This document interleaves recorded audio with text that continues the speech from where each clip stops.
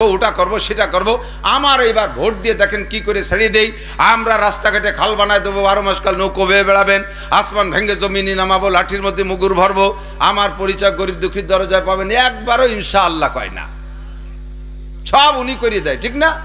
লাস্টে ভোট দিছি, উনি যে জেলখানায় বসে রয়েছে। তো তুমি যা যা করবা তা কবে করবা? এবার জেলখানায় বসে ইনশাআল্লাহ বের হলে করব। একজন গাই কিনবে, তা বোর সাথে মশারা করে কয় দোয়া গাই কিনে আনবো, সাড়াবিটির হাটে যাবে। আগে সাড়াবিটির হাটে মুরব্বীরা যশোর যাইতে পারতো, সাড়াবিটির হাটেতে গাই কেনে। তো যার সময় বৌতি করছে, বলো যে ইনশাআল্লাহ দোয়া গাই কিনবো। আরে আমার টাকায় যে আমি গাই কিনবো, তো ইনশাআল্লাহর কি আছে? কয় আটে বাজারে পকেট মার আছে। কয় টাকা যে জায়গা থুইছি পকেট মার কেন, ওর বাপও যাবে না সে জায়গা। নিচে পড়ছি ফুল প্যান্ট, তার নিচে পড়ছি জাঙ্গিয়ে, তার উপরে পড়ছি লুঙ্গি। সেই জাঙ্গিয়ের তল পকেটে তুইয়া স্যাপটিন দিয়ে আটকাই দিছি। ও জায়গা সরে আর দেবে কি রে? সরের কাছে মারে ভাত আছে, টাকা কোন জায়গা সরে জানে।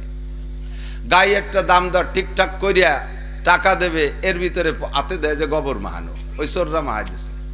চোরে কাকা কাকা পকেটে হাত দিয়ে নাতে গোবর আসেন দোয়াই দিই।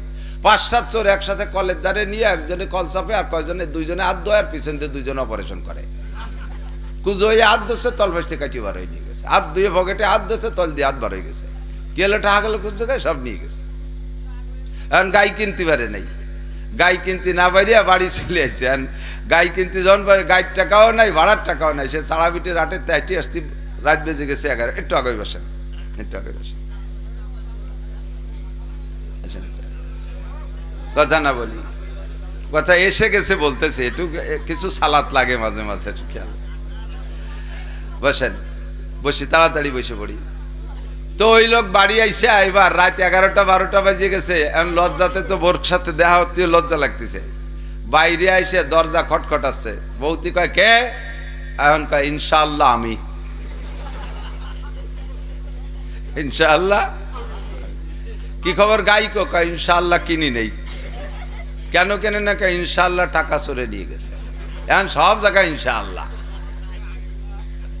সময় মতো ইনশাআল্লাহ কইলে এখন আর চোরে টাকা নিত না। টাকার দায়িত্ব কার হাতে যেত? আল্লাহ পাকের দায়িত্ব। কখনো কোনো কাজ সামনে ইনশাআল্লাহ ছাড়া বলবো আমি কিছুই পারি না, আমি কিছুই পারি না। তো নবী আলাইহিস সালাতু ওয়াস সালামের কাছে কাফেররা এসে জিজ্ঞেস করছে, মুহাম্মদ 3টে প্রশ্নের জবাব দিতে পারলে তোমাকে নবী বলে স্বীকার করব। বলো 3টে কি? 3 প্রশ্ন। কয়টা? 1 নম্বরে রূহ কি জিনিস? আমাদের রূহ আছে না, এটা কি জিনিস? 2 নম্বরে ইস্কেন্দার জুলকারনাইন কে? কথা না বলি। 3 নম্বরে আসহাবে কাহাফ কারা? 3টে প্রশ্ন করেছে। তারা জানে যে এই 3 প্রশ্নের জবাব কোনো নবী রাসূল ছাড়া দিতে পারবে না। তো যদি ইনি জবাব দিতে পারে তাহলে নবী হিসেবে মেনে নেওয়া যাবে। তো হুজুর সত্যি ওই দিন পর্যন্ত জানেন না। হুজুর বলেন আগামীকাল বলবো। হুজুর ইনশাআল্লাহ বলতে ভুলে গেছে। হুজুর জানে যে জিবরাইল তো প্রত্যেকদিন আসে, আগামীকাল আসবে শুনে বলবো। কিন্তু যেহেতু ইনশাআল্লাহ বলে নাই, যদিও ইনশাআল্লাহ বলেন নাই নবী, তো নবী তো আল্লাহর পক্ষ থেকে পাওয়া সংবাদ দিয়ে কাফেরদের কাছে কথাটা বলতে পারলে কাফের কলেমা পড়ে মুসলমান হবে, এটা আল্লাহর উদ্দেশ্য পূরণ হবে, নবীর নবুয়তিতে সহযোগিতা হবে। এ জায়গা তো আল্লাহ তাআলা দেরি না করে পরের দিন জিবরাইলকে খবরটা জানাই দেওয়ার দরকার। আল্লাহ পাক বিষয়টাকে এত গুরুত্ব দিয়েছেন যে ইনশাআল্লাহ কেন কইল না, শিক্ষা দেওয়ার জন্য 1 মাস ওহী বন্ধ করে দিয়েছে। জিবরাইল যাবা না। প্রত্যেক দিন কাফেররা এসে কয়, মুহাম্মদ তুমি গতকাল কইলে যে আজকে কবা কও, কয় যে আগামীকাল বলবো। এইভাবে কয়েকদিন বলার পরে তারা প্রচার শুরু করে দেয়, মুহাম্মদ ভুয়ো নবী, ওর আল্লাহর সাথে কয়েকদিন যোগাযোগ করিয়ান ছাড়ি বেরিয়ে দিয়েছে। এই যে কবর প্রশ্ন করছে তা উত্তর দিতে পারে না, ও কোনো নবী না। হুজুর লজ্জায় ঘরের থেকে বের হয় না, ঘরের মধ্যে আটকে গেছে। চেহারা ফুলে গেছে, লাল হয়ে গেছে, গলা ফুলে গেছে। চেহারা ফুলে লাল হয়ে গেছে, গলা ফুলে গেছে, ঘরের থেকে বেরোয় না, কানতে কানতে হয়রান। 1 মাস যখন হয়ে গেছে আর তো দোস্তরে কষ্ট দেওয়া যায় না। এবার সূরা কাহাফ দিয়ে আল্লাহ পাক জিবরাইলকে পাঠাইয়া 3 প্রশ্নের জবাব শিখিয়ে দিয়েছে। 1 নম্বরে কুলি রূহ মিন আমরি রাব্বি, বলে দেন রূহ হলো আল্লাহর হুকুম। রূহ কি? আল্লাহর হুকুমে। দেখার মতো কিছু না। আজরাইলকে জিজ্ঞেস করছে, হুজুর আজরাইল তুমি তো এতদিন এত মানুষ পাইলে, রুহুটা কেমন বুঝলে? কয় যে হুজুর আমি বেরই করি কিন্তু টের হয়নি যে তা কি। তো তো যানজট বেরোয় না, হাতের মধ্যে একটু ওজন ওজন মনে হয়, তা আমি দেখি না, এটা আল্লাহর হুকুম। ইস্কান্দার জুলকারনাইনের কিস্সা শুনাইলে, লম্বা কিস্সা। আসহাবে কাহাবের কিস্সা হুজুর শুনাইলেন। এর ভিতরে আল্লাহ পাক শিখাইতেছে, ওয়ালা তাকুলান্না লিশাইইন ইন্নী ফাইলুন যালিকা গাদা ইল্লা আইয়াশা আল্লাহ। সামনে কোনো কাজ করবা আর বলবা, এর জন্য ইনশাআল্লাহ ছাড়া কথা বলবা না। নবী পাকের মতো জলিলুল কদর নবী, লাউলা গুমা খলাকাল আফলাকা খালিকুহা লাউলা গুমা খরাজাল ইনসানু মিন আদামি। যে নবীকে না বানাইলে আল্লাহ মানব জাতি বানাইতেন না, যেই নবীকে না বানাইলে আসমান জমিন বানাইতেন না, যেই নবীকে না বানাইলে আল্লাহর সৃষ্টির অনেক বড় বড়কে বানাইতেন না। ওই নবীকে শিক্ষা দেওয়ার জন্য আল্লাহ একটা কথার উপরে 1 মাস ওহী বন্ধ করে রেখেছেন। ব্যক্তি যেমন তার কাছ থেকে পাওনা তেমন। এই ভুলটা আমি আপনি করলে ওইভাবে আমার অ্যাটাক করবে না, কারণ আমরা সাধারণ পাবলিক। কতক্ষণ আপনারা আমারে বাড়ির কাছে পাইয়া আপনাদের সাথে আত্মীয়তার সম্পর্ক নাই, স্বাভাবিকভাবে আসলে আমারে যথোপযুক্ত যত্ন করেন। আপনারে যতটুকু চিনি, আপনি আমার বাড়ির কাছে যাইতেছেন, আপনারে ডেকে যদি বলি, এই আরে ভাই আপনার চিনা চিনা মনে হয়, আপনার বাড়ি কি করপাড়া নাকি? বলে জি হুজুর করপাড়া। আমার চিনি ফেলাইছেন হুজুর, বসেন বসেন বসেন। বসাইয়া আমার বাড়ির দ্বারের চার দোকানের একটা কেক, একটা কলা, একটা চা খাওয়াই দিলে আপনি তাতেই খুশি হয়ে যাবেন। আপনার এর চেয়ে বেশি এতটুকু আমার কাছে দাবি ছিল না। একটুক করলে আপনি এসে গল্প করবেন, না হুজুররা খালি খায় না, খাওয়ায়ও। হুজুররাও, হুজুরদের ভিতরে মেহমানদারি যোগ্যতা আছে, কলিজা বহুত বড়। আর দেশি হুজুর তো আমাকে হুজুর খুব ভালো হুজুর, একটুকি আপনি খুশি হয়ে যাবেন। কিন্তু যেই লোকটার বাড়ি নিয়ে আমারে বছরে 2-4 বার 5 বার দাওয়াত খাওয়ায়, আমার মোটা মোটা হাদিয়া দেয়, সেই লোকটা যদি আমার বাড়ির কাছে যায় আর তারে যদি কই ভাই বসবেন চা খাবেন, আসেন বসেন চা খান, ওই জায়গায় চা খাওয়াইয়া কেক কোক ইত্যাদি খাওয়াইয়া আরো 2 ফানা কলাও যদি তারে দিয়ে দেয় যে ভাবির জন্য নিয়ে যান, ও কিন্তু খুশি হবে না। ওর দাবি যে মিয়া সেদিনে 1 সপ্তাহ আগে আমার বাড়ি একটা খাসি জমি যে খালাম, মড়ো কে খাইয়ে চলে আসলিয়া, আর আজকে বাড়ির দ্বারা একটু বাড়ি রেখে নিতে পারলে না। তার সাথে আমার যে সম্পর্ক, আমার কাছ থেকে তার দাবিও সেরকম। নবী রাসূলদের সাথে আল্লাহর যে সম্পর্ক, আল্লাহ তাদের কাছ থেকে সেরকম দাবি করে। কাজেই সে জায়গা যদি সমস্যা হয়, সেখানে শিক্ষাটা সেভাবে দেয়। মুসা আলাইহিস সালাতু ওয়াস সালাম বলে ফেলাইছে, আমি সবচেয়ে বড় আলেম। আল্লাহকে কথাটা ভালো লাগেনি। সত্যি তুমি বড় আলেম, তবে তুমি ওভাবে না বলে যদি বলতে আল্লাহ ভালো জানে সবচেয়ে বড় আলেমকে, তাহলে আমি সার্টিফিকেট দিয়ে দিতাম আমার মুসা সবচেয়ে বড় আলেম। যেহেতু তুমি নিজেরা নিজে বলে ফেলাইছো আমি বড় আলেম, কাজেই বড় আলেমের সাথে সাক্ষাতের জন্য তোমার একটা শিক্ষা সফরে যেতে হবে। কোথায় যেতে হবে? মাজমাল বাহরাইন, 2 সাগরের মিলন স্থান যে জায়গা, ওই জায়গা গেলে একটা লোকের সাথে সাক্ষাৎ পাইবা। তার সাথে কিছুক্ষণ থাকলে তুমি বুঝতে পারবা বড় আলেম কাকে বলে। মুসা আলাইহিস সালাম বললেন, আল্লাহ একা যাব না, সঙ্গে কেউ রে নেব? কয় সঙ্গে সফর সঙ্গী রাখা সুন্নাত। মুসা আলাইহিস সালাম ইউশা ইবনে নুন আলাইহিস সালাতু ওয়াস সালামকে, পরবর্তীতে মুসা নবীর পরে নবী হয়েছিলেন, ওনাকে সঙ্গে নিয়ে সফরে রওনা দিলেন। যাওয়ার আগে যা যা নেওয়ার হুকুম হয়েছে সব নিলেন। আল্লাহ পাক বলছে একটা মাছ ভেজে নিবা, একটা মাছ ভাজা করে নিবা, ভুনা করে নিবা, ব্যাগের মধ্যে রাখবা, ওই মাছটা খাবা না। মাছটা যে জায়গা যে হারিয়ে যাবে সেই জায়গা তোমাদের গন্তব্য, ওখানে এই লোকটার সাথে সাক্ষাৎ পাবা। হযরত ঈসা ইবনে নূন আলাইহিস সালামের কাছে ওনাদের সফরের ব্যাগ, পথ চলতেছে চলতেছে, যাইতে যাইতে অনেক দূর গিয়ে কষ্ট হয়ে গেছে, ক্লান্ত হয়ে গেছে। একটা পাথর পাইয়া ওখানে বেড বানায়া, বিছানা বানাইয়া, পাথর রে বালিশ বানায়া 2 জন শুয়ে পড়ছে, ঘুমায় গেছে। কিছুক্ষণ ঘুমায়া ঘুম থেকে উঠে এবার রওনা দিয়েছে, সামনের দিকে যাইতেছে। কত দূর যাওয়ার পরে মুসা আলাইহিস সালাম বলতেছেন, আয় ইউশা, ব্যাগে কি আছে বের করো, ক্ষুধা লাগছে খাই। ইউশা ইবনে নুন ব্যাগটা খুলে খাবার বের করছে, দেখে খাবারের মধ্যে সব আছে কিন্তু ভাজা মাছ নাই। মুসা আলাইহিস সালাম কয়, ভাজা মাছ কো? কয় যে হুজুর তাই তো দেখতেছি না কোন জায়গা। কয় তোরে সাথে রাখছি কি জন্য, তুই যদি এই খবর না রাখিস।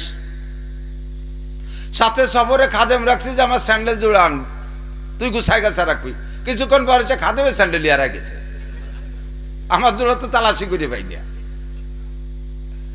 ইউশা ইবনে নুন তো পরবর্তীতে নবী হবে, ভদ্র মানুষ। নবীদের ভিতরে যেই চরিত্র আল্লাহ রূহের জগতে সৃষ্টি করে দিয়েছেন, ওই স্বভাব আর ওই ভদ্র চরিত্র দিয়ে ইউসা ইবনে নূহ আলাইহিস সালাম আমাদের যুবকদের মতো জবাব দেই নেই। আমাদের যুবকদের যদি কইতাম ব্যাগের মধ্যে কি আছে খবর রাখবি না, ও খালি আমার দায়িত্ব নেই, আপনি খবর রাখতে পারেন না। ইউসা ইবনে নুন কি কয়, জবাব দেয়, ওমা আনসানিহু ইল্লা শাইতানু আন আযকুরা, আমি তো ইচ্ছা করেছিলাম স্মরণ রাখবো, কিন্তু শয়তানে ভুলে দিয়েছে, মনে নাই কোন জায়গা থেকে হারিয়ে গেছে।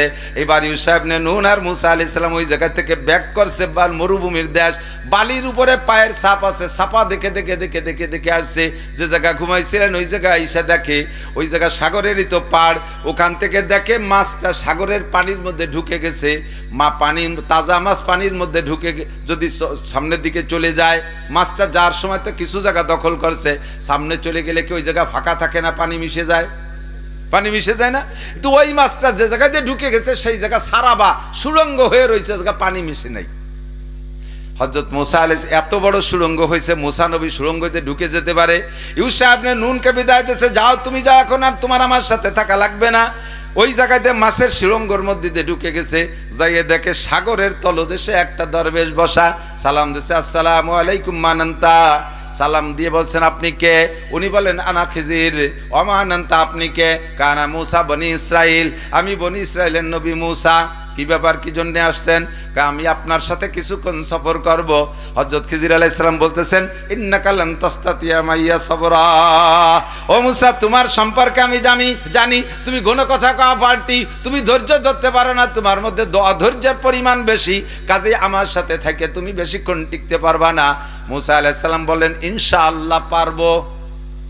ওখান থেকে বের হয়ে আইসে এবার সাগরের পাশ দিয়ে কত দূর হাঁটছে, হাঁটার পরে সাগরের থেকে একটা শাখা নদীর পাশ দিয়ে চলে গেছে, ওই নদীর পাশ দিয়ে হাঁটছে, এবার নদীটা পার হচ্ছে, নৌকায় উঠবে, খেয়া আছে, খেয়াওয়ালা দুই দরবেশ বুজুর্গ, দুইজন নবী ভালো মানুষ দেখা খেয়াওয়ালাই আগেতে কন্ট্যাক্ট করছে, পার হবেন তবে পয়সা দিতে পারবেন না, পার হবেন পয়সা দিতে, কাজটা ভালো না মন্দ? ভালো কথা না, পার হবেন পয়সা দেবেন না। শুনে মুসা আলাইহিস সালাম বলে, আশ্চর্য, এত বড় নদী পার হবো, এতে পয়সা নেবে না, লোকটা তো অত্যন্ত ধার্মিক ভদ্রলোক। দুইজন নৌকায় উঠছে, নৌকায় উঠার পরে মাঝ নদীতে যে দেখে, যে কথাটা বলবো সামনে বেশি আর বলবো না, পিছনে চলে আসবো, যেই কথাটা মুসা আলাইহিস সালাতু ওয়াস সালাম মাঝ নদীতে যখন দুইজনে গেছে, দেখো ওই নদীর ভিতরে একটা পাখিতে মুখ দিয়া সাগরের থেকে নদীর থেকে পানি পান করলো। মুসা আলাইহিস সালামকে খিজির আলাইহিস সালাম বলছেন, ভাই মুসা দেখেন পাখিটা কি করলো, কয় পানি খাইলো। আপনার বিশ্বাস কতটুক পানি পান করেছে? কয় অনুমান 1 ফোঁটা পানি পান করেছে, আর দেখলাম ঠোঁট থেকে 1 ফোঁটা পানি ঠোঁটের থেকে পড়ে গেছে।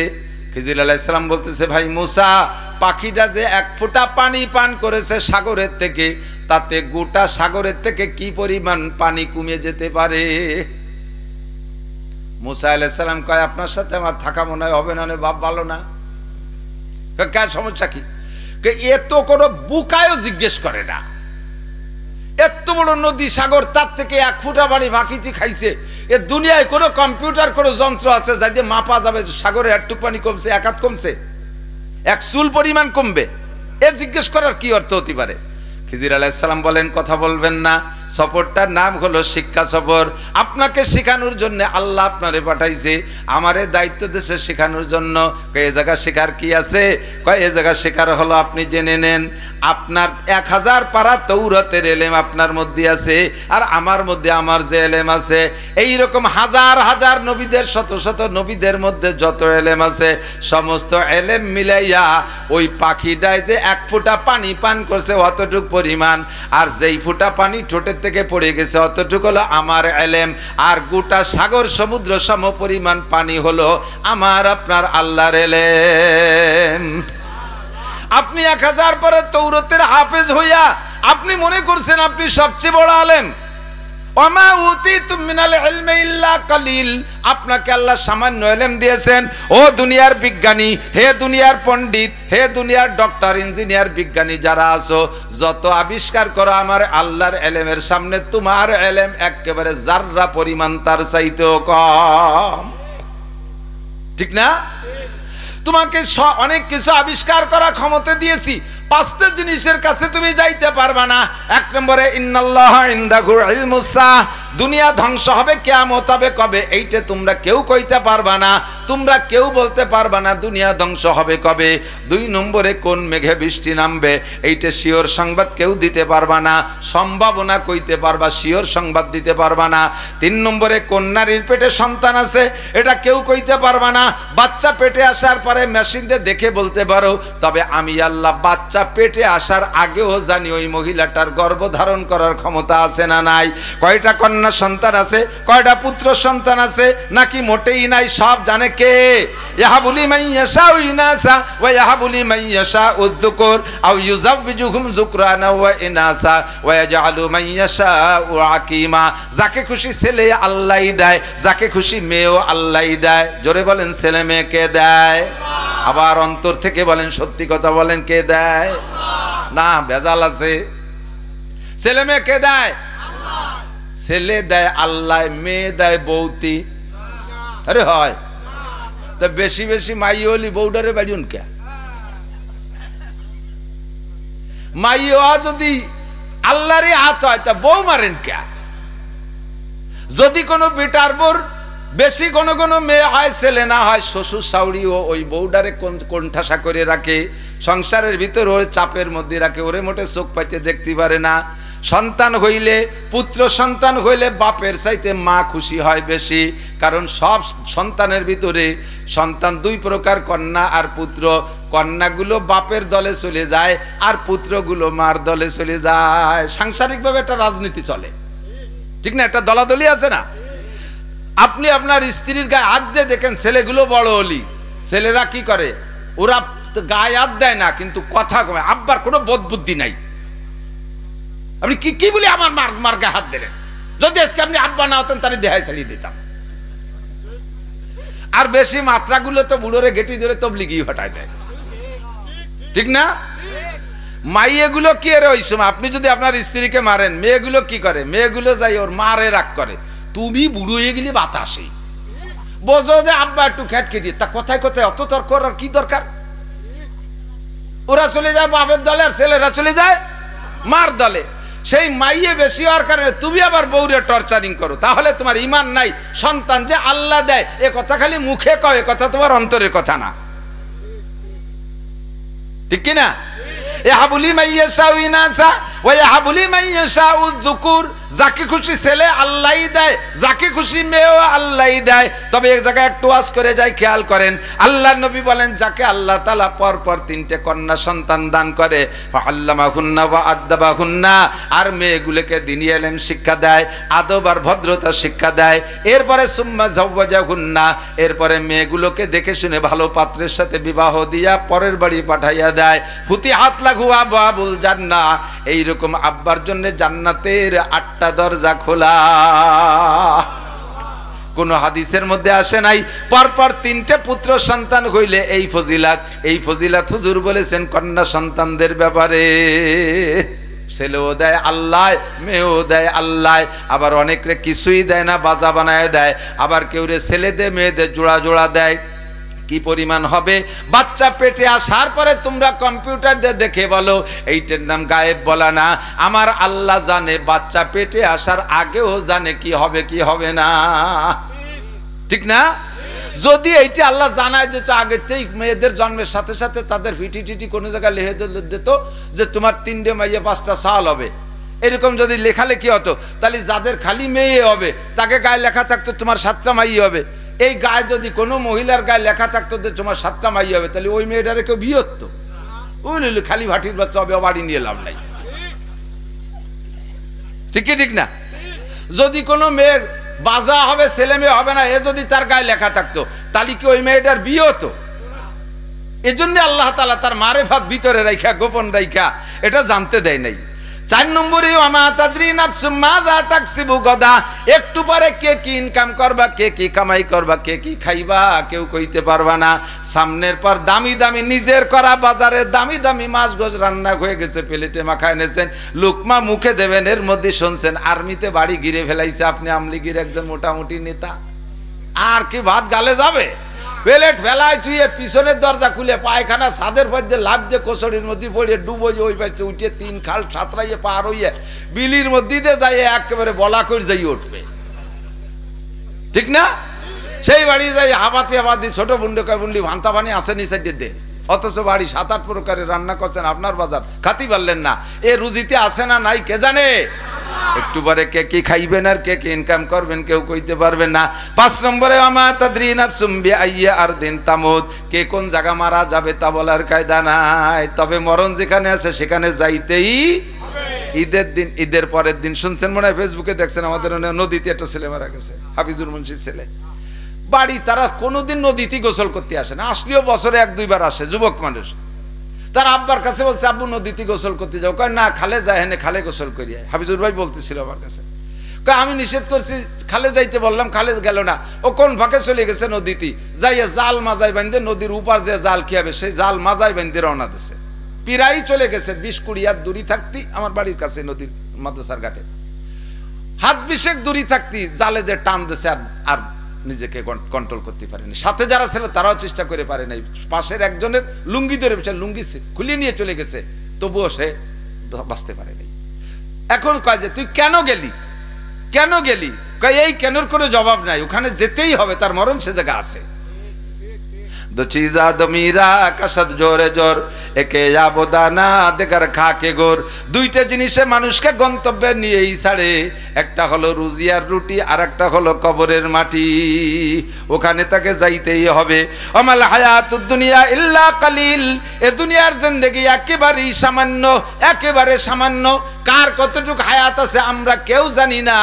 যে যতটুকু আজকে পর্যন্ত বেঁচে আছেন, ধরে নেন আপনার আমার নামে এতটুকু হায়াতি বরাদ্দ ছিল, আজকে ফজর পর্যন্ত বাঁচবো বলে কোনো গ্যারান্টি নাই। একটু একটু সাক্ষী দেন, ঠিক কি ঠিক না?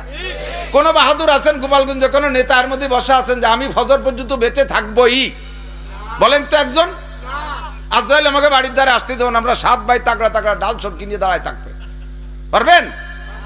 যদি কয় তুই ক যে আমি মরবো না, সকল পর্যন্ত বাইসে থাকবো, খালি ক মুখ দে, তোরে মারবো এই জায়গা ফেলায়, তোর বাড়িও যাই দেবো না, হতে পারে?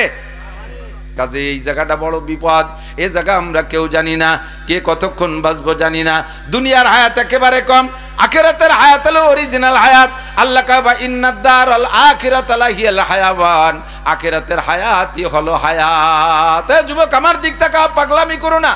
আসল হায়াত আখিরাত, দুনিয়ার হায়াত আজ আছে কাল নাই। বাপ থেকে যাচ্ছে, দাদা থেকে যাচ্ছে, নানা থেকে যাচ্ছে, মা থেকে যাচ্ছে, সন্তান চলে যাচ্ছে, নাতি চলে যাচ্ছে, পোতা চলে যাচ্ছে, ছোটগুলো চলে যাচ্ছে, বুড়োগুলো রয়ে যাচ্ছে। সমাজে আরো বাস্তবে দেখা যায় বুড়ো মানুষের চাইতে জুয়ান মানুষ বেশি মরে। কতক্ষণ বুড়োরা তো বুড়ো হতেই পারতেছে না, বুড়ো আর আগেই শুয়ে পড়তেছে। 2-1টা বেশি বুড়ো হয়ে গেছে, যা তা উজোয় না ভাইটও না, গাতি দড়ি পড়ি রয়েছে। তাকে নামে কত জালালি খতম পড়াই, তা মরেও না বাঁচেও না। কিন্তু টপাটপ করে যুবকরা মরে সাপ হয়ে যাচ্ছে। তুমি কখন মারা যাবা কেউ জানো না, কিন্তু অনাদি অনন্তকালের শান্তি আর শাস্তি সেই জগতের জন্য যাহা কামাই করবা এখান থেকে, এইটাই আমার আর তোমার সঙ্গে যাবে, এছাড়া আর কিছু যাবে না। ধন দৌলত টাকা পয়সা যা কামাই করেছি, একজন মানুষও বলতে পারবে না যদি প্রত্যেকের পাট পাট করে আমি আলাদা করে অডিট করি। একজন মানুষ অডিটে জবাব দিতে পারবেন না। ইনকাম যেদিন থেকে শুরু করছেন সেদিন থেকে আজকে পর্যন্ত কত টাকা কে ইনকাম করছেন বলতে পারবেন? পারবেন? কেউ পারবেন না। আর যা ইনকাম করছেন সব টাকা রাখতে পারছেন তাও কইতে পারবেন না। ইনকাম করছেন খরচ হয়ে চলে গেছে। সামনে যা ইনকাম করব তাও জানি না, আর যা ইনকাম করব তাও রাখতে পারবো না। আল্লাহ পাক রব্বুল আলামিন বলেন, ওমা তুকাদ্দিমু লিআনফুসিকুম মিন খায়রিন তাজিদুহু ইনদাল্লাহ। দুনিয়া থেকে ভালো মন্দ যাহা ইনকাম করবা আমার কাছে পাঠায়া দিবা, ওইটা তুমি সময় মতো পাইয়া যাবা। সব সময় মতো আমার কাছে, একটুও কম হবে না। এখন এই অল্প সময়ের ভিতরে হায়াত কম কামাই বেশি, সময় কম কামাই বেশি। হুজুরে পাক সাল্লাল্লাহু আলাইহি ওয়াসাল্লাম সাহাবায়ে কিরামদেরকে নিয়ে বলতেছেন, কুল্লু উম্মতি ইয়াদখুলুনাল জান্নাহ, আমার সব উম্মত জান্নাতে যাবে এবং তা আমার সাথে যাবে। একটু কোন সুবহানাল্লাহ। সব উম্মত জান্নাতে যাবে এবং হুজুরের সাথে যাবে। আপনারা খুশি না? হ্যাঁ, বেহেশতে তো যাবই, সাথে যাব নবীর সাথে। 8টা জান্নাতের মধ্যে ফেরদাউস সবচেয়ে শ্রেষ্ঠ জান্নাত। আর নবী যাবেন জান্নাতুল ফেরদাউসে, তাহলে নবীর সাথে যারা যাবে তারাও জান্নাতুল ফেরদাউসে। আপনারা ফেরদাউসে নুজুলা, কোরআন শরীফের ভিতরে অনেক জায়গা আছে আপনাদের জন্য জান্নাতুল ফেরদাউসের ভিতরে মেহমানদারি হবে। মৌলানা বলছে না হযরত আইয়ুব আলাইহিস কি বলে, হযরত দাউদ আলাইহিস সালাম সূরা তাহা তেলাওয়াত করে শোনাবে, হুজুর আলাইহিস সালাম ইয়াসিন শোনাবে, আল্লাহ পাক সূরা আর রহমান তেলাওয়াত করে শোনাবে। এই মাহফিলের ভিতরে তেলাওয়াতের পরে সমস্ত জান্নাতীরা আল্লাহর কাছে অনুমতি চাইবে, আল্লাহ তেলাওয়াত শুনলাম, তাহলে এখন যাই। আল্লাহ পাক রব্বুল আলামিন বলবেন, আমার মাহফিলে এসে একটু তবারক না খাইয়ে খালি মুহি চলে যাবে, এটা কেমন হয়? মাহফিলের শেষে বিভিন্ন জায়গায় তবারক দিয়েছে তোমাকে দুনিয়ায়, তা আমার জান্নাতি মাহফিলের মধ্যে তবারক না খেয়ে চলে যাবে, এটা কেমন দেখাবে? একটু তবারক হবে তোমাদের জন্য। জি আল্লাহ তবারক নেব। তো আল্লাহ পাক ওই জায়গা আপনাদেরকে এই কোরআনের মাহফিলে বসে তবারক খাওয়াবেন। এক একজনের সামনে তবারক বিতরণের জন্য আসবে 72 জন করে হুর। এ হুররা খাবার দিয়ে চলে যাবে আলাদা কোনো গোডাউনের মধ্যে, তা না, যার জন্য যেই 72 জন হুর আসবে ওই 72 জন ওই লোকের বউ হবে, স্ত্রী হবে। সুবহানাল্লাহ, ভাঙ্গা চূড়া হয়ে গেছে, কম হয়ে গেছে বলে বলল না, মেলা 72 জন বউ বয়তে আপনি সুবহানাল্লাহ করতে পারতে যান না, বয়তে যে আমাকে বাড়ির ভাষায় একজন 2 বিয়ে আছে, 2 বর দাপটে, সে লোক বাড়ি থাকতে পারে না, 12 মাস কাল চিল্লেই তাই। জান্নাতি স্ত্রীদের ভিতরে কোনো গ্যাঞ্জাম হবে না, কোনো মারামারি নাই, দাঙ্গা হাঙ্গামা নাই, সবাই খুশি থাকবে। কাজে 72 জনে ভয় নাই, খালি 72 জন না। এরপরে জান্নাতে যাওয়ার পরে প্রত্যেক মাসে 1000 করে বিয়ে করবে এক একজন জান্নাতি পুরুষ। আল্লাহু আকবার, 1000 করে বিয়ে করবে। ও বোর অভাব হবে না, ও জায়গা চাইরে নাও দেন মহরে টা দেওয়া লাগবে না, বিয়ের বাজারও করা লাগবে না, বউরে কামাইরে খাওয়ানো লাগবে না, 1000 করে বিয়ে করবেন, বলি সুবহানাল্লাহ। এই 72 জন করে হুর। মহিলারা আবার মনে মনে রাগ আসছে যে উনরা 72 জনের পারে, আমাকে কয়টা তা তো করলো না।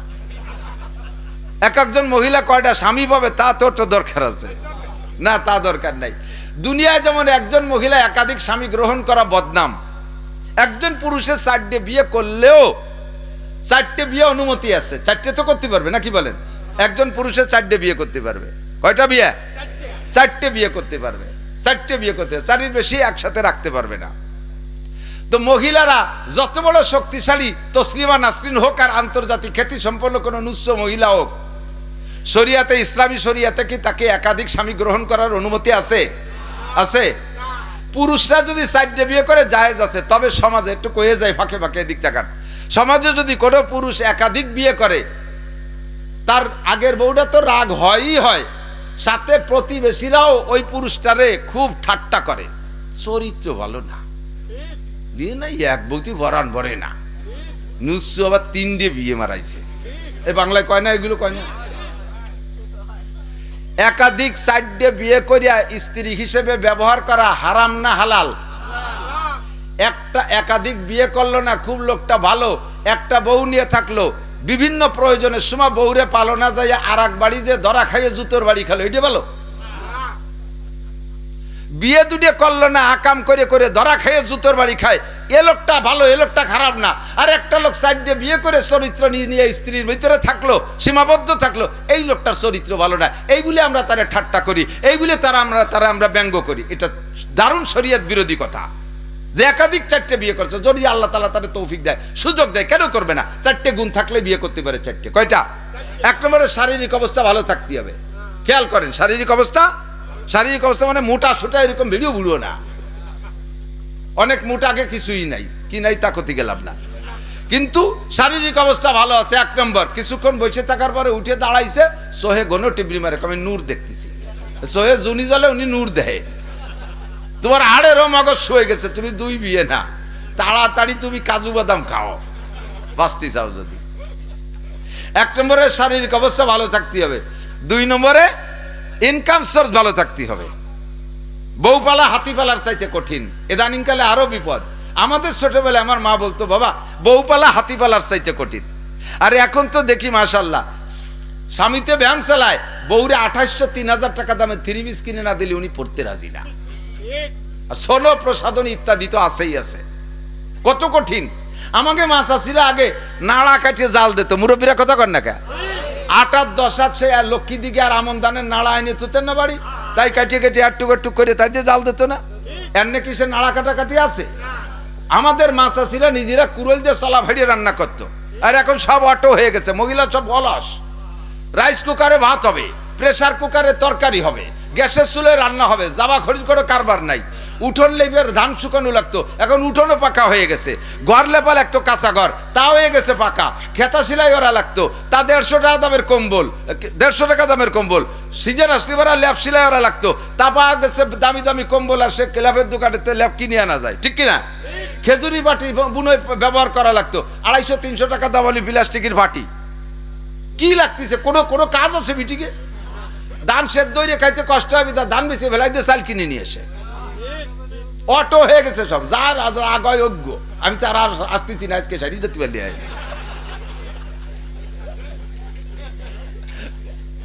বাস্তব যেটা, সত্য কথা বলেন, সর্বদিক দিয়ে রিটায়ার্ড হয়ে গেছে সাংসারিক কাজ কাম থেকে। পাতা সুরা নাই, লাকড়ি গুছানো নাই, চুলোয় জাল দেওয়া নাই, গরম কিছু করার করি নাই। সব শীতকাল আসলে আগে মাছাছিরাও মুড়ি বাঁচত না, মুড়ি না আগে হলে উড়ুম বাঁচত, ঠিক আছে না? নাই এই আমের গুণ আসলে আমের সময় একবার উড়ুম বাঁচত, উড়ুম বাজাবাজি আছে।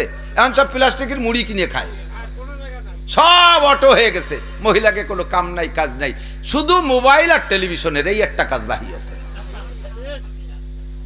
ঠিক না? অলস হয়ে গেছে, সব অলস হয়ে গেছে। বলতে বলতে সরে চলে এসেছে অনেক দূরে। আল্লাহু আকবার। তো দোস্ত, এখন মা বোনরা তাদের একাধিক বিয়ের দরকার নাই, শরীয়তে তাদের জায়েজ নাই। তারা দুনিয়ায় যেমন এক স্বামী পাইয়া খুশি থাকবে, জান্নাতের ভিতরে তার স্বামী 1000 বউ পাইলেও দুনিয়ার এই বউটা এই সমস্ত স্ত্রীদের উপরে লিডার, নেত্রী হয়ে থাকবে। বলেন আলহামদুলিল্লাহ। তারা তাতেই সন্তুষ্ট থাকবে, বেশি স্ত্রী তারা, স্বামী তারা চাবে না। পুরুষরা পাবে এরকম। এখন সব জান্নাতীদেরকে আল্লাহ তাআলা ওই কোরআন তেলাওয়াতের মাহফিলের মধ্যে বসাইয়া আল্লাহ তাআলা 72 জন করে হুর, প্রত্যেকের হাতে 2টা করে ট্রে, এক এক ট্রের ভিতরে 70 প্রকারের খাবার। তো 144 গুণ 70-এ কত হয়?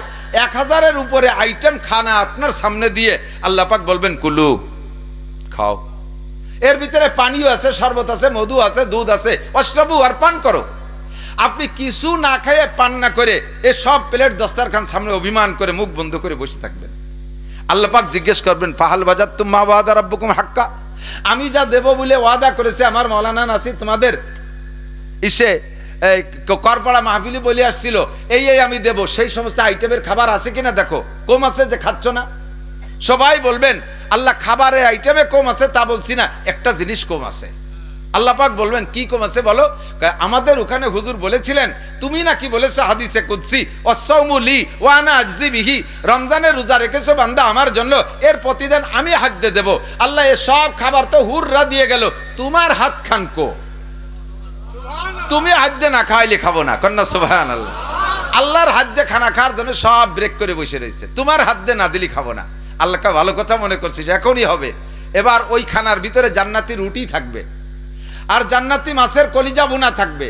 এই জান্নাতি রুটি আর জান্নাতি কলিজা ভুনা দিয়ে জিয়াদাতু কাবিদি মিনাল হুতিল জান্নাহ, জান্নাতি মাছের একটা মাছের কলিজার এক পাশে একটু টিউমারের মতো বেরিয়ে গেছে, ওই টুক কাটিয়ে ভুনা করিয়া আল্লাহ তাআলা জান্নাতি রুটি দিয়ে নেলা বানাইয়া, লুকমা বানাইয়া ওই মজলিসে সব জান্নাতির মুখে একবারে উঠাই দেবে। সবার মুখে আল্লাহর হাত, সবার মুখে আল্লাহর হাত। কয় যে আল্লাহর হাত কি কয়? সবার মুখে আল্লাহর হাত। আল্লাহর এত হাত কয়তে আসবে? আপনি আজকে আকাশে তো চাঁদ ডুবে গেছে নাকি জানি না, আকাশে যখন সূর্য থাকে, আকাশে সূর্য থাকে, সূর্যটা কয়টা? সূর্য কয়টা? আপনি আপনার থেকে তাকাইলে আপনি দেখেন কি না সূর্যটার পাওয়ার আপনার উপরে পড়ে? তাহলে তো আরেকজনের উপরে পড়ে না। হ্যাঁ, একটা সূর্য কয়জনের সূর্য দেবে? তো এই একটা সূর্য আল্লাহর সৃষ্টি, সে যদি সমস্ত মানুষের জন্য যার যার তার হয়ে যেতে পারে, আমার আল্লাহ পাক সূর্যের সৃষ্টিকর্তা, আমার আল্লাহর হাত সকলের মুখে এক টাইমে যার যোগ্যতা রাখে কি রাখে না? সবার মুখে জান্নাতি খানা, সবার মুখে জান্নাতি খানা। এই খানা ওই জায়গা খাবেন কারা? গত রমজানে যারা রোজা রাখছেন তারা। বলেন না সুবহানাল্লাহ। রোজা রাখছিলেন তো সবাই? রমজান মাসে যারা রোজা রাখছে তারা ওই ইফতারি খাবে, যারা রোজা রাখে নাই তারা খাবে না। রমজান মাসে আপনাদের এলাকায় মসজিদে কি গণ ইফতারি হয়েছে নাকি? হ্যাঁ, মহল্লা ভিত্তিক গণ ইফতারি হয় না? যারা রোজা রাখে তারা তো খায়, কিছু কিছু আছে বেরোজাদেরও খায়, আছে না? রোজাদাররা অত ভাব নেয় না, তারা তো রোজাই তাদের চেহারা বোঝা যায়। কিন্তু যারা রোজা রাখে না আবার ইফতারি খাওয়ার জন্য করে, ওরা আসরের পরে এমন ভাবে ব্যক্তি ধরে ওখানে 2-3 দিন ধরে রোজা। আশাইল গাছ বাগান সহ একটা ভেঙে নিয়ে আসে, এই মেশাক গুড়ই মেশাক ঘুরোই মেশাক করে, আর ওই জায়গায় যে গলি দেয়, আছে না নাই? 5-6 দিন এইভাবে খাইছে। আর ওর খাওয়ারও যারা রোজা থাকে তারা কিন্তু প্রথম লুকমা মুখে দেওয়ার পরে আর চাহিদা থাকে না। কিন্তু ওরা যারা দিন ভরে খাইছে ওরা ওই সময় জম্মের গেলা গেলে আশের মতো চাবায় না, খালি গেলে আর গেলে। ও খেয়াল করে যে এই 2 প্লেটে বইছে কেরা, 2 জন দুর্বল যে 2 প্লেটে বইছে, ওর মাঝখানের প্লেটে যে বসে জানে যে ওই 2 জন খাই পারবে না, আমারে দিয়ে দেবে। এরকম কিছু আছে না কুজড়ো? 5-7 দিন পরে যখন প্রমাণ হয়েছে যে এই কটা রোজা ছাড়া খাতি আইছে, প্রমাণ হলিপারা তাদের অবস্থা কি হয়? অপমানিত শেষ আছে কথা বলেন, এই তুই রোজা থেকে যে খাতি আছিস, বেয়াদব কোথাকার, সুসো কোথাকার, ইত্যাদি তার গালি তুই তার ঘেটি গুল্লিতে বেরোয় দিতে। তাহলে আপনারা যারা ওই ময়দানে বসে আল্লাহর সামনে বসে ইফতারি খাবেন, আল্লাহর হাতের খানা খাবেন, এক শ্রেণীর বেরোজাদারি যারা দুনিয়ার রোজা ছিল না, তারা ওই জান্নাতি খানার গিরান পাইয়া ওই জায়গায় দিয়ে পাইতে ঘুরতে যাবে, বারবার নাক টানে সুসোর মতো। রাত্রি ঘরে যদি ভালো খাবারের ইন্তজাম হয় তাহলে সবাই খেয়ে দিয়ে চলে গেছে, মা থালবাটি গুছায়, মহিলা থালবাটি গুছায়, এর ভিতরে ঘরের কি কয় নিচে দিয়ে যদি ফাঁকা থাকে, থিয়েটির নিচে যে ফাঁকা থাকে, ওই জায়গাতে সুসোট হয় না, সুসোট হয়ে থালবাটির মধ্যে ঢুকে খুসখুস করতে তালে তাই মা মোটে থালবাটি দিয়ে সাফ করতে পারতেছে না। ছোট ছেলে ডাক দিছে, নানটু এখন মুগুর নিয়ে দি, নানটুরে ডাকে কয় এনে দাঁড়া, শেষা বাড়ি দিবি সুসোরে। নানটু সুসোরে বাড়ি দিতেছে, থাল ভেঙে ফেলা দিতে। তো ওই জায়গা যেমন সুসরে শেষা বাড়ি দেয়, সুসো মারছে, থালও ভাঙছে। এই বেরুজাদেররা ওই জায়গাতে যখন সুসো করে ঘুরে বেড়াবে, আল্লাহ তাআলা ৭০ আলফা মালাকিন ৭০,০০০ ফেরেশতা নামায় দেবে। অফি কুল্লি আইদিহিম শাওতুন, প্রত্যেকের হাতে একটা লাঠি থাকবে। ৭০ জিরান, এই লাঠি লম্বা হবে ৭০ গজ। এই লাঠিটা কোনো বেতের লাঠি আর চাবুক আর বাংলাদেশি বাঁশের লাঠি না, মিনান নার, ডাইরেক্ট আগুনের লাঠি। ডাইরেক্ট আগুনের লাঠিতে ৭০,০০০ ফেরেশতাদেরকে দাঁড় করে দেবে। যে কয় সুসো এই জায়গার নাক টানতে টানতে আসবে, শেষা বাড়ি দিবি। রোজা না থাই আবার এই জায়গার ইফতারি খাতে হয়েছে সুসো। গত রমজানে ফেল করছি, এই পুরস্কারের হাত থেকে বঞ্চিত হয়ে গেছি। যারা রোজা রাখেন নাই, আল্লাহে যদি আগামী রমজানের আগে মারা যান তাহলে আপনার কিন্তু এই সুসো মারা শেষা খাতে হবে। এখন থেকে দোয়া করেন, আল্লাহ বিগত যে ভুল হয়েছে আমি ওই দিন তোমার হাতের ইফতারি খাবো, বলেন আমিন। রাজি আছেন তো? ইফতারি খাওয়াবে কে? আল্লাহ হাত দিয়ে খাওয়াবে, আল্লাহর হাতের ইফতারি খাবেন, মজাই আলাদা। এক তো জান্নাতি ইফতারি, 2 নম্বরে আল্লাহর হাতের ইফতারি। এই ইফতারি আপনি খাবেন, এইটা লোভ যদি থাকে এখন প্রতিজ্ঞা করেন, আল্লাহ তুমি কমপক্ষে আগামী রমজানটা আমাকে নসিব করো। রোজা রাহার বাইতে আমিন করো না, দেখছেন? আগামী রমজানে রোজা রাখবেন তো নিয়ত। আল্লাহ তুমি আমাদের তৌফিক দান করো, আল্লাহ হায়াত বাড়াইয়া দাও, রমজান পর্যন্ত হায়াত দাও। আল্লাহ তুমি আগামী রমজানে রোজা রাখার তৌফিক দাও, জান্নাতের ওই মাঠে বসে তোমার হাতের ইফতারি খা নসিব করো, বলেন আমিন। আল্লাহ পাক রব্বুল আলামিন সেখানে আপনাদেরকে মেহমানদারি করবেন। চলে গেছে রমজান মাস, চলে গেছে রমজান মাস, ইনকামের মাস চলে গেছে। এখন অল্প একটু হায়াতের ভিতরে এই যে জান্নাতে খানাটা খাবেন, এই জান্নাতের নাম ফেরদাউস। জান্নাতের নাম কি?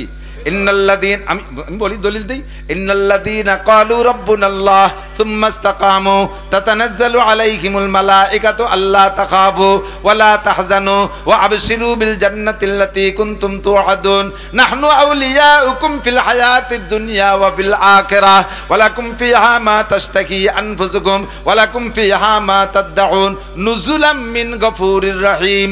এই দিন মেহমানদারি হবে। নুজুল মানে মেহমানদারি, আল্লাহর পক্ষ থেকে মেহমানদারি হবে। কোন জায়গায়? এরিসুনাল ফেরদাউস, আপনারা হবে জান্নাতুল ফেরদাউসের ওয়ারিস। জান্নাতুল ফেরদাউসের মধ্যে আপনার মেহমানদারি হবে। নবী পাক বলেন, কুল্লু উম্মতি ইয়াদখুলুনাল জান্নাহ, আমার সব উম্মত জান্নাতুল ফেরদাউসে আমার সাথে যাবে, আমার সাথে জান্নাতুল ফেরদাউসে যাবে, জান্নাতুল ফেরদাউসের ওয়ারিস হবে। শুধুমাত্র ইল্লা মান আবা, যারা আমার সাথে জান্নাতে যাবে ঘোষণা তো শুনলে, এক শ্রেণীর উম্মত তারা জান্নাতে যাবে না, তাদের নাম হবে আবা। খেয়াল করি, খেয়াল। আমার সাথে সব উম্মত জান্নাতে যাবা, শুধু জাহান্নামে যাবা তারা, যাদের নাম হবে আবা। কি নাম? কিলা মান আবা ইয়া রাসূলুল্লাহ। সাহাবায়ে কিরাম বললেন, ওগো নবী আমার নাম আবু বকর, হাজা ওমর, হাজা ওসমান, হাজা আলী, হাজা বিলাল, হাজা সোহাইব, হাজা আম্মার। এ তো সব সাহাবার আলাদা আলাদা নাম আছে। আমাদের উপস্থিতি কাহারও নাম আবা না। আবা নামের উম্মত দুনিয়ায় কি কেউ আছে? হুজুর বলে হাজার হাজার লক্ষ লক্ষ আবা নামের উম্মত হবে। ওমান আবা ইয়া রাসূলুল্লাহ। হুজুর আবা নামের কারা, কাদের নাম আবা হবে? হুজুর বলেন মান আতা আনি, আমার দিক, মান আতা আনি, যারা আমার মাথা থেকে পায়ের তালু পর্যন্ত ব্যক্তি জীবনের বডিটাকে আমি রসুলের বডির মতো তৈরি করবে, আমার বডির সাথে তার বডির মিল, আমার চুলের সাথে চুলের মিল, আমার দাড়ির সাথে দাড়ির মিল, আমার মোছের সাথে মোছের মিল, আমার পাগড়ির সাথে পাগড়ির মিল, আমার টুপির সাথে টুপির মিল, আমার পোশাকের সাথে তার পোশাকের মিল। এইভাবে বডিটাকে এক নম্বরে সাজাইবে, বডির ভিতরে ইসলাম তৈরি করবে। 2 নম্বরে আমার পরিবারের মতো পরিবার বানাবে। আমার বউ বাচ্চা কখনো আমার মেয়েরা যায় না মার্কেট করতে, তোমার বউ বাচ্চাও গোপালগঞ্জ মার্কেট করতে যাইতে পারবে না। আমার বউ বাচ্চা বেপর্দা করে না, তোমার বউ বাচ্চা যাই বেপর্দা করতে পারবে না। আমার মক্কায় কাফেরদের বড় বড় অনুষ্ঠান হয়, একটা অনুষ্ঠানে আমার বউ বাচ্চারা যায় না। তোমার পরিবারও হিন্দুদের কোনো অনুষ্ঠানে যাবে না, দুর্গা পূজায় যাবে না, লক্ষ্মী পূজায় যাবে না, সরস্বতী পূজায় যাবে না, কালী পূজায় যাবে না, ওড়াকান্দি যাবে না, হিন্দুদের কোনো মেলায় যাবে না, দুনিয়ার কোনো নোংরা আড্ডায় যাবে না। আমার পরিবার নামাজি, তোমার পরিবার নামাজি হতে হবে। এমন করে পরিবারটা আমার সাথে মিল করাইতে হবে।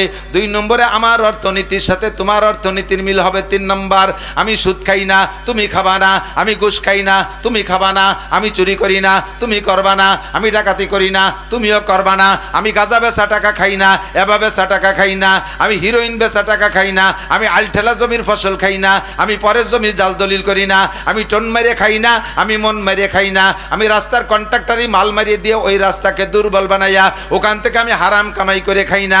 আমার অর্থনীতি যেমন স্বচ্ছ, তোমার অর্থনীতি যদি তেমন স্বচ্ছ হয়, তাহলে তুমি হবা আমার সাথে জান্নাতুল ফেরদাউসের বাসিন্দা। 4 নম্বরে আমার সামাজিক অবস্থা যেমন তোমার সামাজিক অবস্থা তেমন হবে। আমি একজন সমাজপতি, আমার নবী কিন্তু সমাজপতি। কথা বলেন। আমার বেইনসাফি কোনো বিচার নবী করেন নাই, উল্টো পাল্টা কোনো ঘুষ খায়া নবী বিচার করেন নাই। ও সমাজের মাতুব্বার, আমার দিক, সমাজের মাতুব্বার যারা আছেন, যারা যতটুকের মাতুব্বারি করেন, আমার কানে আসে শুধু কোর্ট কাছারির বিচারকদের সম্পর্কে আমরা তাদের সম্পর্কে অপবাদ দেই, তারা ঘুষ খেয়ে ভুল বিচার করে। আরে সমাজেও এক শ্রেণীর মাতুব্বার আছে, সালিশ করে, তারাও ঘুষ খায়া উল্টো পাল্টা বিচার করে, কি করে না? আছে না নাই? অপরাধীকে ঘুষ খাইয়া বাঁচাইয়া দেয়। এরকম ঘুষখোর যারা আছো, সাবধান হয়ে যাও। কুল্লুক, আল্লাহ নবী বলেন, আল্লাহ নবী সাল্লাল্লাহু আলাইহি ওয়াসাল্লাম বলেন, কুল্লুকুম রাঈন ওয়া কুল্লুকুম মাসউলুন আন রায়াতিহি। তোমরা সকলে রাখাল। রাই মানে রাখাল। রাখাল কাকে বলে? গরু, ছাগল, উট, দুম্বা, ভেড়া, ঘোড়া, গাধা যারা চড়ায় তাদেরকে রাখাল বলে। মালিকের রাখালের কাছে যে কয়টা পশু দিয়ে ঘাস খাওয়াইতে পাঠায়, সন্ধ্যাকালে বা সপ্তাহের শেষে বা দিনের শেষে সব কয়টা প্রাণীকে হিসাব নিয়ে নেয়। কয়টা দিছিলাম তোমার কাছে, সবগুলো আনছো কিনা হিসাব নেয় কি নেয় না? হিসাব নেয়। নবী পাক বলেন, কুল্লুকুম রাঈন, তোমরা সকলে রাখাল। যাকে যতটুকের রাখালির দায়িত্ব দেওয়া হয়েছে, কিয়ামতের ময়দানে আল্লাহ পাকের সামনে তাকে ততটুক রাখালির জবাব দেওয়া লাগবে। তোমার ফ্যামিলির সদস্য 7 জন, 7 জনের হিসাব দিয়ে যাও। তুমি মেম্বার, তুমি ওয়ার্ডের দায়িত্ব নেছো, নিজেকে নিজে যোগ্য মনে কইরা নিজে প্রার্থী সাজা তুমি দায়িত্ব নেছো। জনগণ তোমাকে ভোট দিয়েছে, তোমার এই ওয়ার্ডের জনগণের হিসাব দাও। কে খাইলো আর না খাইলো, কে পড়লো আর না পড়লো, কে মাল পাইলো আর না পাইলো। মেম্বার, তোমার বাড়ি যার রাস্তাটা পাকা বানায় নেছো, ভোটারের বাড়ি যার রাস্তা কেন বানায় দাও নাই? ও মেম্বার, তোমার বাড়ি সুন্দর কারেন্ট নেছো, আলাদা পাওয়ার প্ল্যান্ট দিয়ে নেছো, তোমার ভোটারের বাড়ি কেন দাও নাই? আরে তুমি তো নামাজ পড়েছো, তোমার ভোটাররা কেন নামাজ পড়ে নাই? তুমি তো এগুলো করেছো, ওগুলো করেছো নিজের জন্য, জনগণের জন্য কি করেছো জবাব দিয়ে যাও। চেয়ারম্যানকে ইউনিয়নের জবাব দেওয়া লাগবে, উপজেলা চেয়ারম্যানকে উপজেলার জবাব দেওয়া লাগবে, এমপি সাহেবকে পুরো সিটের জবাব দেওয়া লাগবে, আর মন্ত্রী মহোদয়কে মন্ত্রণালয়ের হিসাব দেওয়া লাগবে, প্রধানমন্ত্রীকে গোটা দেশের হিসাব আল্লাহর কাছে দেওয়া লাগবে। আমার বাবারা, ছেলে কি করে, মেয়ে কি করে খবর রাখেন না।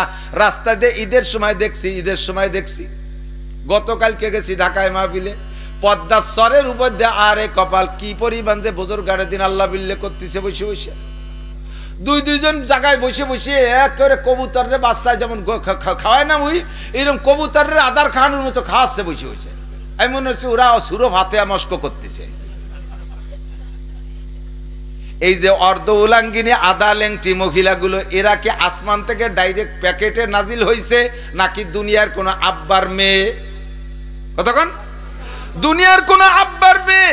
ও আব্বা তুমি মসজিদে বসে জিকির করো, মা তুমি ঘরে বোরকা পরে বসে আছো, তোমার অর্ধ উলাঙ্গিনী মেয়েটা রাস্তায়। নবী পাক বলেন আমার পরিবারের মেয়েরা এমন চলাফেরা করে নাই, পরিবারটাকে আমার সাথে মিলাও। যদি আমার সাথে জান্নাতুল ফেরদাউসে ওই কোরআন তেলাওয়াতের মাহফিলে বইসা আল্লাহর হাতের ইফতারি খাইতে চাও তাহলে পরিবারটাকে আমার সাথে মিলাও। 4 নম্বর। 5 নম্বরে তোমার অর্থনীতি আমার অর্থনীতির সাথে মিলাও। 4 নম্বর। 5 নম্বরে আমার রাজনীতির সাথে তোমার রাজনীতি মিলাও। আমরা গোপালগঞ্জের মানুষ 95% 5% রাখছে আলাদা, বিভিন্ন দলে থাকতে পারে, যেহেতু গণতন্ত্রের দেশ, স্বাধীনতার দেশ, এ দেশে যার যার রাজনীতি করার অধিকার আছে, আছে না নাই? বাংলাদেশের সবগুলোকে বাড়ায় আমলিগ বানাবো, এই দায়িত্ব এটা যদি হতো তাতে রাজনীতি থাকে না, সবাই আমলিগ হবে না, সবাই বিএনপি হবে না, যার খুশি সে হবে। তো যেহেতু আমাদের বঙ্গবন্ধুর গোপালগঞ্জ, আমাদের প্রধানমন্ত্রীর গোপালগঞ্জ, কাজেই সেই সুবাদে এ জায়গায় 95% মানুষ আমলিগ করবে, এটাই স্বাভাবিক। 5% এদিক ওদিক থাকতে পারে। তবে আমলিগ করব, আমলিগরে এমনভাবে করব না যে আমলিগ করতে গেলে আমার আখেরাত নষ্ট হয়। কথা কয় না? আমলিগ করব, তবে আমার ইমান বিক্রি করে আমলিগ করব। কথা কয় না কেন? আমার যেই আমলিগের কারণে আমার নবী অখুশি হয় ওই আমলিগ আমি করি না, যে আমলিগের কারণে আমার আল্লাহ অখুশি হয় ওই আমলিগ আমি করতে রাজি না। আমলিগ অতক্ষণ করব যতক্ষণ পর্যন্ত আমার আমলিগ করাকে আমার নবী সমর্থন করে, অতক্ষণ করব। আস্তে কলো, বেঈমান হয়ে যাইতে রাজি আছেন নাকি? আমার রাজনীতি সব লাথি মারি যদি আমার ধর্মের সাথে কন্ট্রাডিকশন হয়, আমার ধর্মের সাথে যদি বিরোধ হয়, নবী ওয়ালা আদর্শের সাথে যদি বিরোধ হয়, আমলিগেও লাথি মারি, বিএনপিকেও লাথি মারি, বাংলাদেশের সব রাজনীতির জেনারেল দলকে লাথি মারি, যদি আমার রাজনীতি দল আমার নবীর রাজনীতির সাথে বিরোধ হয়ে যায়। ঠিক কি ঠিক না? আমার নবীর রাজনীতির সাথে মিল করে আমি বলি, মাঝে মাঝে বলি যে তোমরা একদল আসো পাইকারি দরে আমলিগালাকে জাহান্নামে ফাটাই দিচ্ছ, যে আমলিগ হলি সেটা মুসলমান না, এই আকীদার এক শ্রেণীর মানুষ আছে। ওই দিক গেলি কয় যে আপনি কি মুসলমান না আমলিগ? চিনতে পারেন? আমার বাড়ি গোপালগঞ্জ, আমি তো হুজুর, সব হুজুরকে এক দল বা যে কয় দলই থাক, কোনো না কোনো দলে তো আছি হুজুরকে দল। বাইরের ডিস্ট্রিক্টে মাহফিল করতে গেলে আমারে শুনে কয় হুজুর আর ফাইলি না, গুফাইলি হুজুর নিয়েছে। এত হিংসা আমাদের পর। আমি বলি দেই, তুমি ফতোয়া দাও, একটা লোক আমলিগ করে জীবন ভরে, লোকটার যদি মরণের সময় কলেমা নসিব হয় ওই লোকটা জান্নাতি হবে, এর মধ্যে কোনো সন্দেহ নাই। তো ওই লোকটা আমলিগ করে মরার সময় যদি কলেমা পড়ে বেঁচতে যাইতে পারে, তাতে তোমার আমার হিংসার কি আছে? তুমি ফতোয়া দিয়ে তারা কাফের বানায় দিচ্ছ কেন? তুমি বড় পীরের মুরিদ আছো, অথচ মরার সময় যদি তোমার কলেমা নসিব না হয়, তাহলে তুমি যত বড় পীরের মুরিদ হওয়ার পীর হও না কেন, তুমি কিন্তু জাহান্নামী। আমি জানি এমন এমন আমলিগ আছে, এমন এমন বিএনপি আছে, বিএনপি আমলিগ দুই দলের একসাথে মিলেই করতে হয়। শাসন আবার সময় তো খারাপ, সে কোন যাইতে দেবে। এমন এমন জেনারেল রাজনীতিবিদ আছে আমলিগ করে, লোকটা তাহাজ্জুদের নামাজ জীবনও ছাড়ে নাই, যেদিন থেকে শুরু করছে। 5 ওয়াক্ত নামাজ তাকবীরে উলার সাথে পড়ে, 3 চিল্লা একটা না দেশে, এরপরে নিসাবি চিল্লা দেয়, আলেম উলামাকে মাথার মুকুট মনে করে, কোনো বেয়াদবি করে না। লোকটা মাসে 1 খতম কোরআন শরীফ পড়ে, যা জাকাত হইছে পাই টু পাই হিসাব করে জাকাত গুলো দিয়ে দিছে। লোকটার পয়সা আছে, বছরে একবার উমরা করে, হজ করছে 2 বার, মাথায় পাগড়ি পরে, সুন্নতি টুপি, গায়ে জুব্বা, লম্বা দাড়ি, বাড়ির পরিবারের সদস্য যা আছে 100% পর্দা করায়। লোকটা বঙ্গবন্ধুকে ভালোবাসে, আমলিগ পছন্দ হয়, শেখ হাসিনাকে ভালোবাসে, আমলিগ করে। আর তুমি এই লোকটারে বলবা আমলিগ করলে কাফের, আমলিগ বেচতে যাবে না, তোমার এই কন্ট্রাক্টরই কিনা দিছে। লোকটা আমলিগ করে কিন্তু তার নবীর আদর্শের কোনো জায়গা কম নাই। কথা বলেন, নবীর আদর্শের কম নাই। নবী পাক বলেন রাজনীতি করবা তাও আমার আদর্শের সাথে মিল করে। 6টা জায়গা মিল হতে হবে। কয় জায়গা? ছয় জায়গা নবীর সাথে মিল হবে। ব্যক্তি জীবন, পারিবারিক জীবন, অর্থনৈতিক জীবন, সামাজিক জীবন, রাজনৈতিক জীবন, আন্তর্জাতিক জীবন। আন্তর্জাতিক যারা আছে তারা আন্তর্জাতিকের সাথে মিল করবে। এই ছয় জীবনে যে মিল করতে পারবা আমার সাথে জান্নাতে যাবা। আর এই ছয় জায়গার এক জায়গা গড় মিল বাঁধবে তো ওইটার নাম হবে আবা। ওইটার নাম কি? নাম যাই হোক না কেন সেইটার নাম হবে আবা। আব্দুর রহমানের নাম আবা হবে, আব্দুর রহিমের নামও আবা হয়ে যাবে, আব্দুল খালেকের নামও আবা হয়ে যেতে পারে। আমরা আবা নাম ধারণ করতে চাই না, আবা নামে নামই হতে চাই না। আমার যে নাম আছে এই নাম দিয়ে নবী পাকের উম্মত হিসেবে জান্নাতে যেতে চাই। কথা বলেন ঠিক ঠিক না? আমার গোটা জিন্দেগিকে নবীওয়ালা জিন্দেগির সাথে মিল করবো। হুজুর বলেন আমার সাথে তুমি জান্নাতুল ফেরদাউসে যাবা। এবার মান আতা আনি দাখালাল জান্নাহ, যে আমার সাথে আমার অনুকরণ করবে, অনুসরণ করবে, সে জান্নাতি হবে। মহিলাদের কথা মহিলারা সেটা নিয়ে নেবেন, পুরুষের কথা পুরুষরা নিয়ে নেবেন। আমরা নবী পাক সাল্লাল্লাহু আলাইহি সাল্লাম জামাতে নামাজ পড়েছেন। হুজুর নামাজ পড়ছেন কোথায়? খেয়াল করেন, হুজুর নামাজ পড়ছে কোন জায়গায়? জামাতে। যেদিন থেকে নামাজের হুকুম হয়েছে নামাজের সাথে একটা আয়াত আসছে, ওয়ারকাউ মা'আর রাকিঈন। কোরআন শরীফে আছে না নাই? হাফেজ সাহেব রাখেন, ওয়ারকাউ মা'আর রাকিঈন। রুকুকারীদের সাথে রুকু করো। হুকুম কার? আল্লাহ। তাহলে রুকুকারীদের সাথে রুকু করতে গেলে নামাজটা জামাতে পড়া লাগে না? এই জন্য জামাতে নামাজ পড়া ওয়াজিব, সুন্নাত না। আমরা পুরুষ যারা আছি জামাতে নামাজ পড়বো, লাভ কি? এই জায়গাটুকু একটু খেয়াল করেন। এখানে যারা বসা আছেন আমি চেহারা দেখে টের পাই, চেহারা দেখে টের পাই। বলি থাকি মাঝে মাঝে যে যার ব্যবসা সে তার মাল দেখলি চেনে, ঠিক না? আর তার নজরও তার সেই মালের দিকে। মুসির দোকানের সামনে দিয়ে আইটে যাবেন, ও জীবনে আপনার মুহির দিক তাকাবে না, পায়ের দিক তাকায় যে স্যান্ডেল ছেঁড়া আছে নাকি, ঠিক না? ডাক্তারের দোকানের সামনে দিয়ে যাবেন, ডাক্তার আপনার পাত দিক তাকাবেন, আপনার মুহির দিক তাকাবে। ডাক্তারের মানুষের চেহারা দেখলি টের পায় সুস্থ না রুগী, ঠিক না? যে যার ব্যবসা করে সে তার মাল দেখলি চেনে। আমরা এই ওয়াজের ব্যবসা করি, হুজুর মানুষ আপনাদের চেহারা দেখলি টের পাই। কারে জিজ্ঞেস করলে সূরা ফাতিহা শুদ্ধ করে পড়তে পারবেন না আমি জানি, কাকে জিজ্ঞেস করলে দোয়া কুনুত শুদ্ধ করে পড়তে পারবেন, এর মধ্যে চেহারা দেখলে টের পাই। মাদ্রাসায় পড়ে যারা কোরআন শরীফ শুদ্ধ করে পড়া না শিখছেন, স্কুল কলেজ ইউনিভার্সিটিতে পড়েছেন, গ্রাম্য মক্তবের থেকে কোরআন শরীফ কোনো মতে ডাকরা পড়া শিখছেন, আল্লাহর কসম এর 99% পাবলিক নারী আর পুরুষের কোরআন শরীফ পড়া অশুদ্ধ। আর নামাজ ভাঙ্গার কারণ 19টা। কয়টা? এর ভিতরে 1 নম্বরে রাখছে নামাজ ভাঙ্গার কারণ, মানে যে কারণে নামাজ ভেঙে যায় তা হলো কিরাত অশুদ্ধ পড়া। কিরাত অশুদ্ধ কিরাত পড়লে নামাজ হয় না। একটু বুঝতে হবে, প্রাণ খুলে একটু কান খাড়া করে শুনতে হবে এবং গুরুত্বের সাথে শুনতে হবে। খেয়াল করেন, নামাজ ভেঙে যাওয়ার মানে নামাজ হলো না। কি মানে? একটা লোক নামাজ টোটালি যদি না পড়ে, ঈশার নামাজ না পড়ে, তাহলে তারও যে শাস্তি, আপনি নামাজ পড়ছেন ভুল কিরাত দিয়ে, তারও সেই শাস্তি। 40 বছর নামাজ পড়ছেন ভুল কিরাত দিয়ে, একটা লোক 40 বছর নামাজ না পড়েও যেই দোজকে যাবে এবং যে পরিমাণ সাজা খাটবে, আপনি 40 বছর নামাজ পড়ার পরও সেই দোজকেই যাবেন এবং একই পরিমাণ জাহান্নামে খাটবেন। তো আর এই বুড়োকালে শুদ্ধ আর সময় নেই, ও বড়িও লাভ নাই, ঘুমোই থাকেন। আমি আপনার অত নিয়ারা হতে পারবো না। না কাকায় আর ছাড়িয়ে দিয়েন না, যা পারেন ভরেন, ও করতে পারবো না আমি। ওই যদি বলি তাহলে আমার ভাষার চামড়া থাকবে না। আল্লাহ কয় তোমার এই দায়িত্ব নীতি কইছে কে? তাহলে এই তোমার কথা শুনে যেগুলো অলসতা করে কোরআন শরীফ শুদ্ধ করলো না, অশুদ্ধ কিরাত দিয়ে নামাজ পড়ছে, সবগুলোর ভুলের গুনাহ তোর গাড়ে উঠছে, আমি ছাড় দিতে পারবো না। আল্লাহর কসম, খেয়াল করতে হবে, আল্লাহর কসম, যারা অশুদ্ধ কিরাতে নামাজ পড়েন, খুদার কসম তাদের নামাজ হচ্ছে না। তসবিহ ধরে 1 কোটি বার বলবো হচ্ছে না। নামাজ না পড়লে আপনি না পড়তে পারেন, আমার কিছু আসে যায় না। এখন এই কথার পর যদি আপনি ছেড়ে দিতে চান দিতে পারেন, কিন্তু এই কথার পর ছেড়ে দিলে তো আপনি বেঈমান হয়ে গেলেন। আপনাকে এই কথার পর দায়িত্ব নেওয়া দরকার কি? তাহলে মরণের আগে শুদ্ধ করে কোরআন শরীফ পড়া শিখবই। প্রতিজ্ঞাটা এভাবে করেন, প্রতিজ্ঞাটা এদিক নিয়ে আসুন, ওদিক নেন কে না, যা ভরি তা যদি না হয় তো হুজুর ভরি বেড়েগ্য পড়বানি আমরা হুজুররা দুলাই তুমি দেখাইও।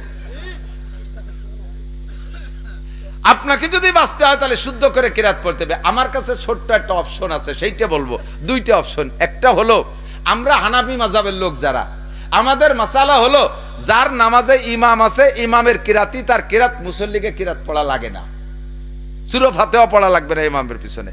কাজেই আমার কিরাত যদি অশুদ্ধ হয়, আমি জামাতে নামাজ পড়লে এই কিরাতের বিপদ দেখতে পাইছি গেলাম, ইমামের কিরাতই কিরাত আমার পড়া লাগলো না। সুবিধাটা হয়েছে কিনা কথা বলেন। 2 নম্বর, সুন্নত বা অন্য নামাজ বা একা একা যদি কোনো সময় ভর্তি হয়, সেই নামাজে বাঁচাবো কি এরিয়া?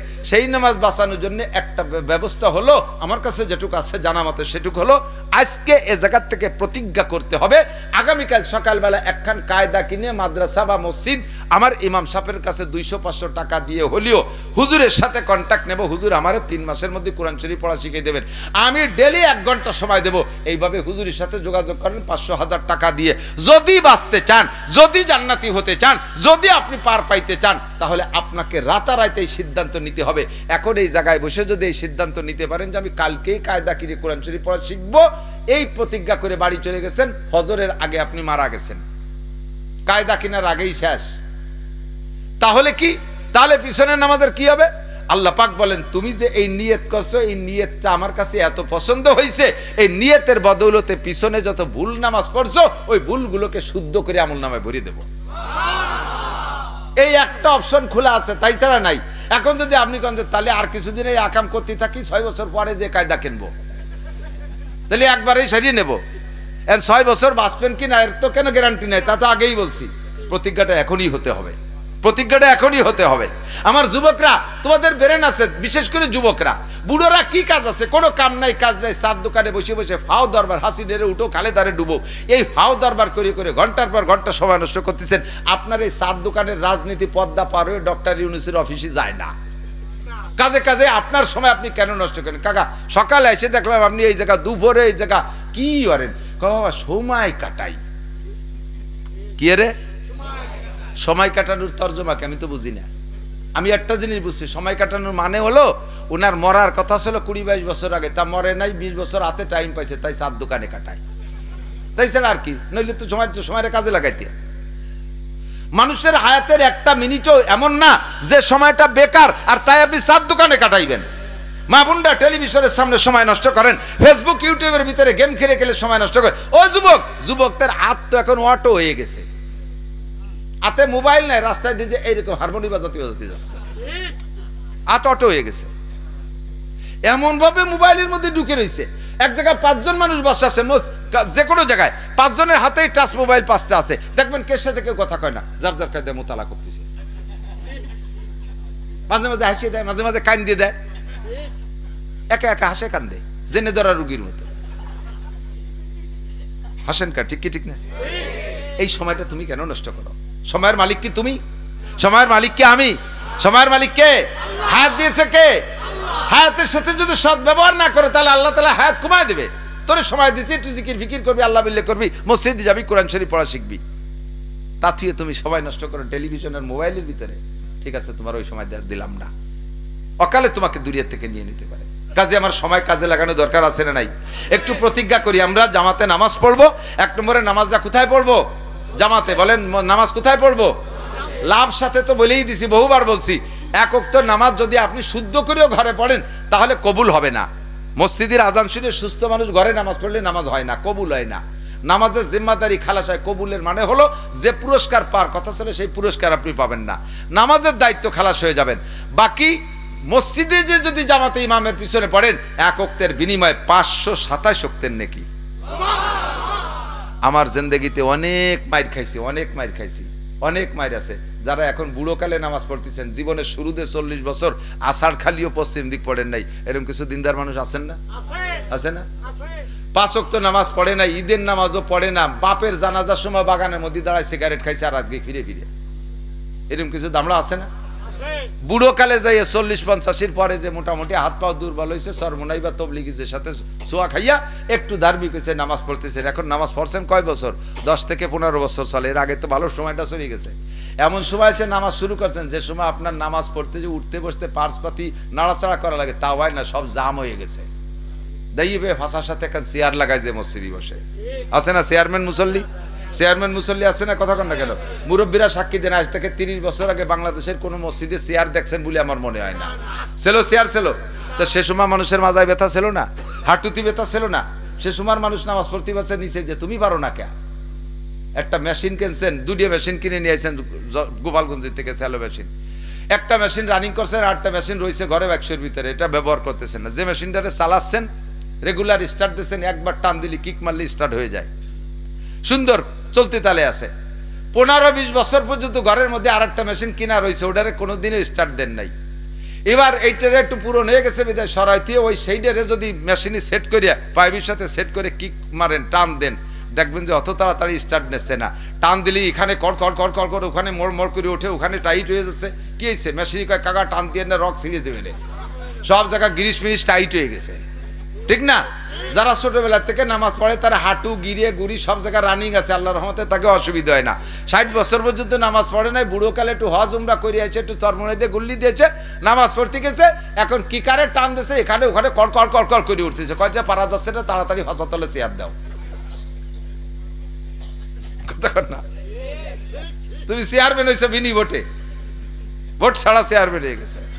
তার ভিতরে আপনার চেয়ারের অনুমতি আছে, ব্যঙ্গ করতেছি না। আমাকে আল্লাহ তাআলা সারা জীবন নামাজ পড়তেছি, আমার বয়স সাবালেগ হওয়ার আগের থেকে আরো 5-7 বছর 5-6 বছর বেশি নামাজ পড়া আছে আমার, একেবারে ছোটবেলায় থেকেই নামাজ পড়ি আলহামদুলিল্লাহ। তো তারপরও আল্লাহ তাআলা আমাকে এরকম বিপদে ফেলাই দিতেই পারে। লাইসা আলাল মারিযে হারাজুন, রোগীর জন্য কোনো মাসালা নাই, রোগীর যে জায়গা যে রোগ সেই জায়গা থেকে আল্লাহ তাআলা সুযোগ দিয়ে দিয়েছে, কাজেই চেয়ারে নামাজ পড়া জায়েজ আছে। কিন্তু মাসালাটা তো আপনাকে জানতে হবে। যে লোকটা হাঁটতে পারে, এটি বেড়াচ্ছে, দুনিয়া বেড়ে টোটোরি বেড়াচ্ছে, আবার কুজো হয়, হাতেতে মোবাইল পড়ে গেছে, কুজো হয়ে মোবাইলে উঠলো, তাহলে কুজো হতে পারে। সেই লোক যাইয়া শুরু থেকেই চেয়ার পাইতে বসে ফেঁকা ধরে বসে রয়েছে।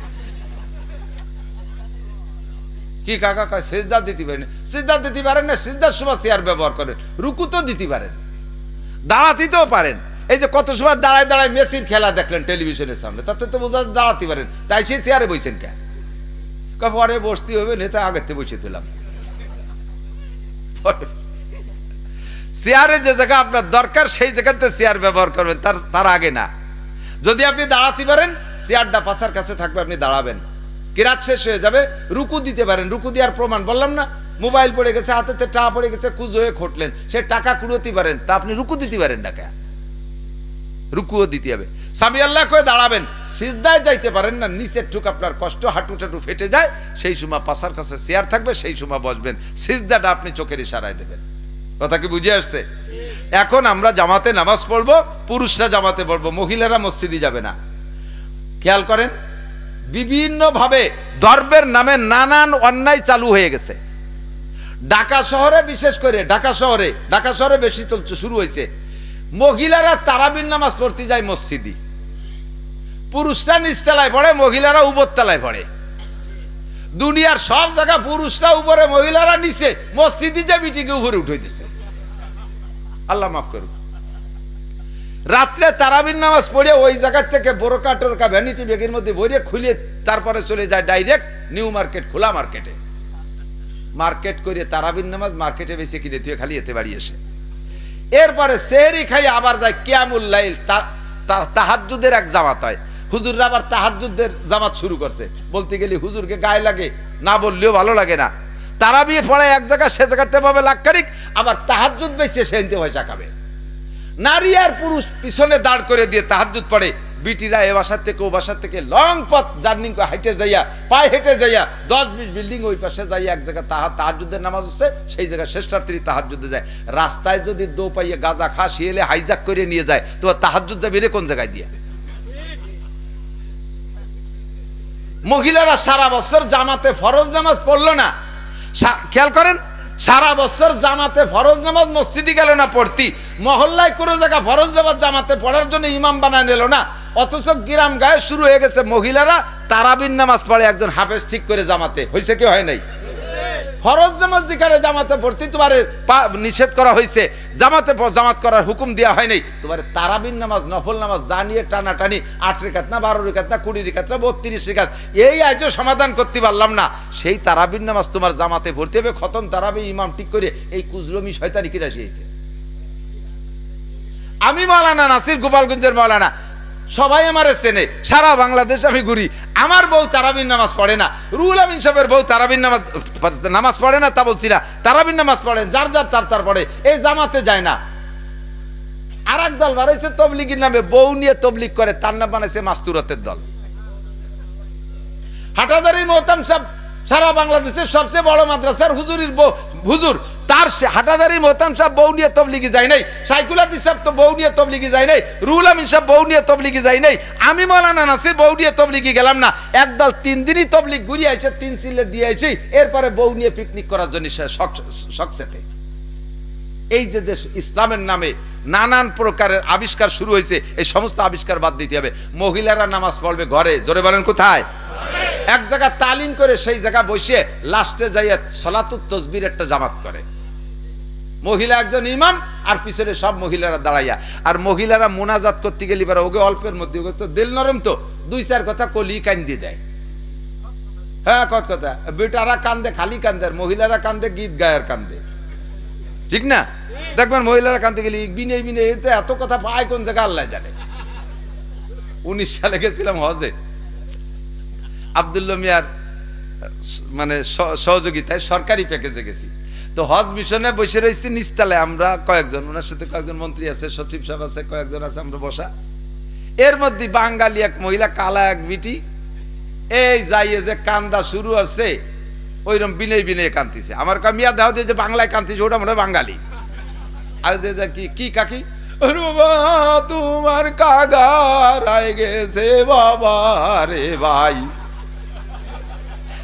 কাগা হারায় গেছে, বাংলায় বিনে বিনে কান্দা শুরু হয়েছে।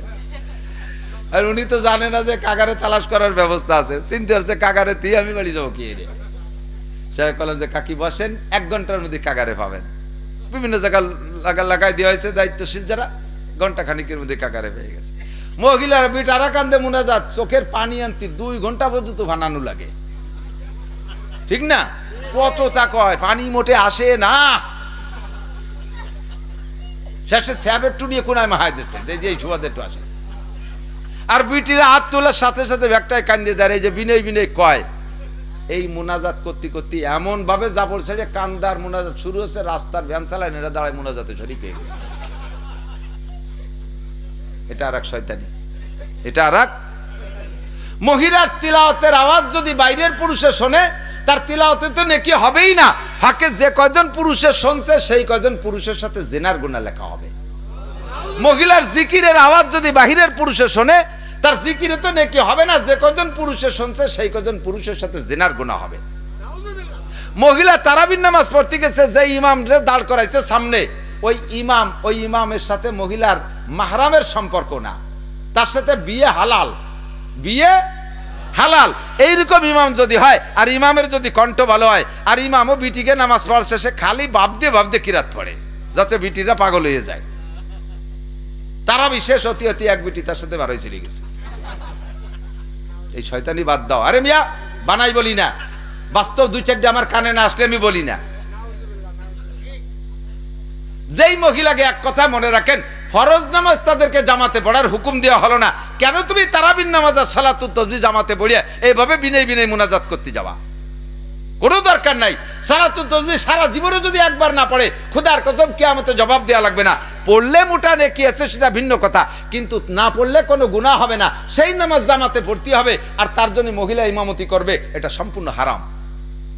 তালিম করতেছো, বয়ান করতেছো, সাউন্ড বক্স দিয়ে বাইরের পুরুষে শোনে, কবিরা গুনাহ, জিনার গুনাহ লেখা হবে।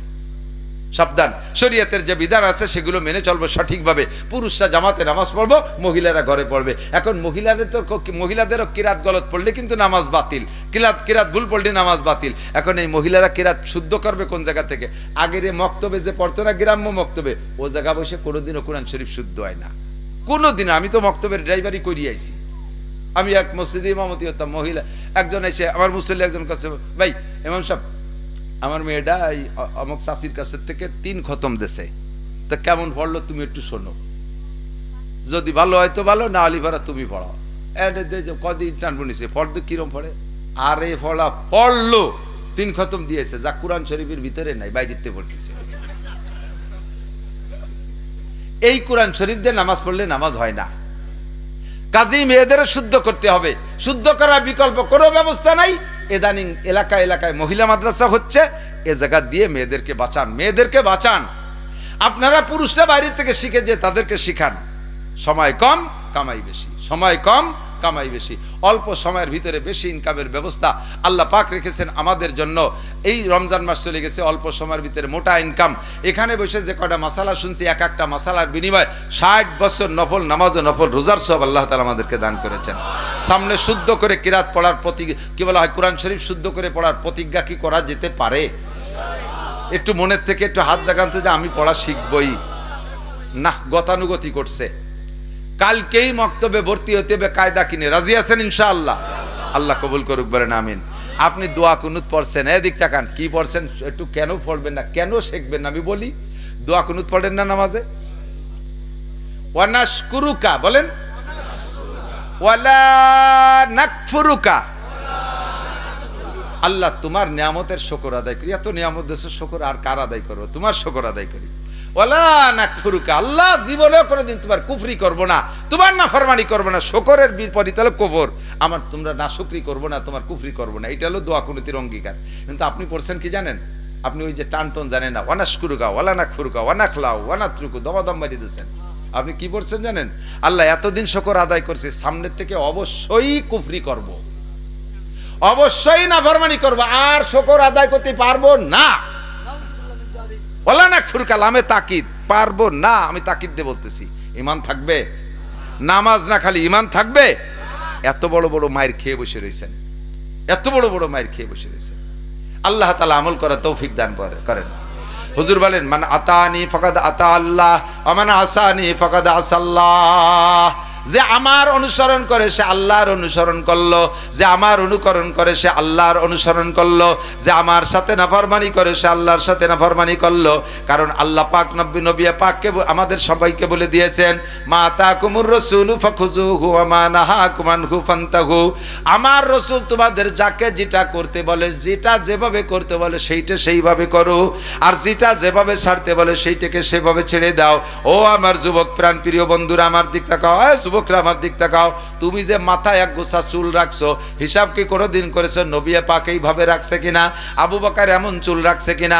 তোমার চুলের কাটিং মেসি কাটিং, তোমার দাড়ির কাটিং নেইমার কাটিং, তোমার মাথার অবস্থা কি হয়ে দাঁড়াইছে? বিদেশিদের কাটিং এ তুমি চুল রাখো, অথচ তুমি দাবি করো উম্মতে মুহাম্মাদি। তুমি যে কোয়ালিটিতে চুল রাখছো, নিজেকে নিজে খুব স্মার্ট ম্যান মনে করতেছ। চুল কাটছে, সেলুনের ভিতরে তো মডেল দেয়া আছে, এই মডেলে কাটো, এই মডেলে কাটো। যে মডেলে চুল কাটছো, নিজেকে নিজে খুব স্মার্ট মনে করতেছো, নিজেকে নিজে খুব খুব গর্বিত মনে করতেছো। তুমি রাস্তায় হাঁটিয়ে দেখছো, সামনের বার বেটারা মিছিল দিনদার ইমানদাররা কয় যে বাদামি কাটতা, কয় না এ বাদামি কাটতা, ও করে কয় কোন তোর চুল কাটা। আগে ছোটবেলা জানতাম, চোর ধরা পড়লি চোর রে কেসি দিয়ে এদিকে এদিকে আইলিও যাইলেও 3-4 পোষ চুল কেটে দিত, ঠিক না? আর এদানিং 150, 200, 300 টাকায় দিয়ে চোর সাইজি আসে, এ পাশে 3 পোষ, এ পাশে 3 পোষ, গুটি খানিক টাকা সেলুনি দিয়ে চোর সাইজি আসে। তুই চুরি হচ্ছিস আমরা জানতাম না, তাই তুই নিজেই সেই চোর চোর প্রমাণ হলি, ঠিক কিনা? এ সব অন্যায় থেকে ফিরে আসতে হলে আমাকে উপযুক্ত একটা সময় জায়গা মতো দিতে হবে, উপযুক্ত একটা সময় জায়গা মতো দিতে হবে। সেই উপযুক্ত সময়টা কোথায় দেবেন? দিন শেখানোর জন্য। দিন শেখানোর জন্য সাধারণ পাবলিকের 2টা জায়গা আছে। একটা হলো আহলে হক, হক্কানি কামেল পীর। আবার হক্কানি কামেল পীর আপনারা চেনেন না, আমাদের ফাঁকে ফাঁকে ভণ্ডদের কাছে চলে যায়। আর একটা কষ্ট লাগে, আপনারা পীর চিনার জন্য মনে একজন হক্কানি আলেমের অনুসরণ করে, স্থানীয় যারা আলেম তাদের কাছে জিজ্ঞেস করবে, হুজুর আমি তো একটু বায়াত হতে চাই, কোনো পীরের কাছে কোন হুজুরির কাছে যাব? হুজুর যাকে বলে দেয় তার কাছে যাবেন। আমাদের বাড়ির কাছে গহরডাঙ্গা হযরত মাওলানা রুহুল আমিন সাহেব হুজুর, উনি কামেল পীর, হুজুরির কাছে বায়াত হওয়া যায়। আমাদের এপাশে আছে নগরকান্দা মুফতি আব্দুল গফফার সাহেব, আমাদের খুলনা থেকে আসে মুফতি নুরুল আমিন সাহেব, এন্ডা কামেল পীর। খুলনা দারুল মাদ্রাসা আছে মুস্তাক সাহেব, শিব্বির সাহেব, সারা বাংলাদেশে সব জায়গা পরিচিত চরমনের পীর সাহেব, এন্ডা আহলে হক ওলামায়ে কেরাম, আহলে হক পীর। তাদের কাছে বাকি যেই পীরের কাছে গেলে মাসিক হলেও কমপক্ষে একবার আপনাকে শরীয়তের মাসাইলের প্রশিক্ষণ দেয়, ওই পীরের কাছে আপনি যাবেন। যেই পীরের কাছে নারী পুরুষের অবাধ বিচরণ আছে, পর্দা পুশিদার কোনো বালাই নাই, খালি লাফালাফি ফালাফালি আর খাওয়া খাই আছে, খুদার কসম ওইটা পীরের আড্ডা না, ওটা শয়তানের আড্ডা। কিসের আড্ডা? শয়তানের আড্ডা। ও জায়গা যাবেন না, ও জায়গা কখনো যাবেন না। আর সারা দুনিয়াব্যাপী আন্তর্জাতিক মোবাইল মাদ্রাসা, ব্রাহ্মমান মাদ্রাসা, দাওয়াত ও তবলিগের মেহনত। আমাদের আপনাদের এই অঞ্চলের কৃতি সন্তান, আমাদের গোপালগঞ্জের তবলিগ জামাতের শীর্ষ মুরব্বী হযরত মাওলানা মহিবুল হক সাহেব, ভবানীপুর মাদ্রাসার মুহাদ্দিস শাইখুল হাদিস, হুজুর আলো তবলিগের জিম্মাদার, হুজুরের সাথে যোগাযোগ রাখবেন, এলাকার আলেমদের সাথে সময় যোগাযোগ রেখে প্রত্যেকে একটু সময় তবলিগে দেন এবং আহলে আলেমদের সাথে দেবেন। কয় পাবলিক গেছে এটি খেয়াল করেন, কয় পাবলিক, যে জামাতে গেছে একজন আলেম নাই, সব পাবলিক মূর্খ। আপনিও আর এক মূর্খ গেছেন সেই সাথে, তা মূর্খকে সাথে মূর্খ ঘুরে কি শিয়া যাবে? কিছু শিয়া যাবে? আজকে ইশার পরে বসে গত 3 ওয়াক্তে কি খালাম, খাওয়াটা কেমন হলো, এরির দরবার, আগামীকাল কি খাওয়া যাবে তারই প্ল্যান প্রোগ্রাম, চিল্লে বইরে খাওয়া দাওয়ার প্ল্যান প্রোগ্রাম, খাইয়ে দেয় পিকনিক করে লাস্টে গটি কম্বল গুছাইনি বাড়ি চলে আসে। এছাড়া আর কিচ্ছু না। আলেমের সাথে গেলে, আমি তবলিগে নিয়েছি যে জামাত 12 জন যুবকরে কোরআন শরীফ পড়া শিখে 8 পারা সবক পড়ায় বাড়ি আনছি আল্লাহর রহমতে। বুড়ো যে কয়জন ছিল তাদেরকে মোটামুটি জের জবর জজম তাসদিদ শিখে ফেলাইছিলাম, আর এক চিল্লে থাকতে বলি তাদেরকেও কোরআন শরীফ পড়া শিখে আনতে পারতাম। এই জরুরি মাসালাগুলো, নামাজ ভাঙ্গার কারণ, অজু ভাঙ্গার কারণ, নামাজের ফরজ, অজুর ফরজ, গোসলের ফরজ, সব শিখাইয়া বাড়ি আনছি আল্লাহর রহমতে। এই জন্য আলেমরা যখন তবলিগি যায় তখন তবলিগি যাবো, রাজি আছি তো ইনশাআল্লাহ।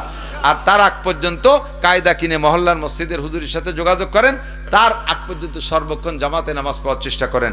আল্লাহ তাআলা আমাদের আমল করার তৌফিক দান করুক, সবাই বলি আমিন। ঈদের পরে তো কষ্ট হয়ে গেছে, কি হ্যাঁ,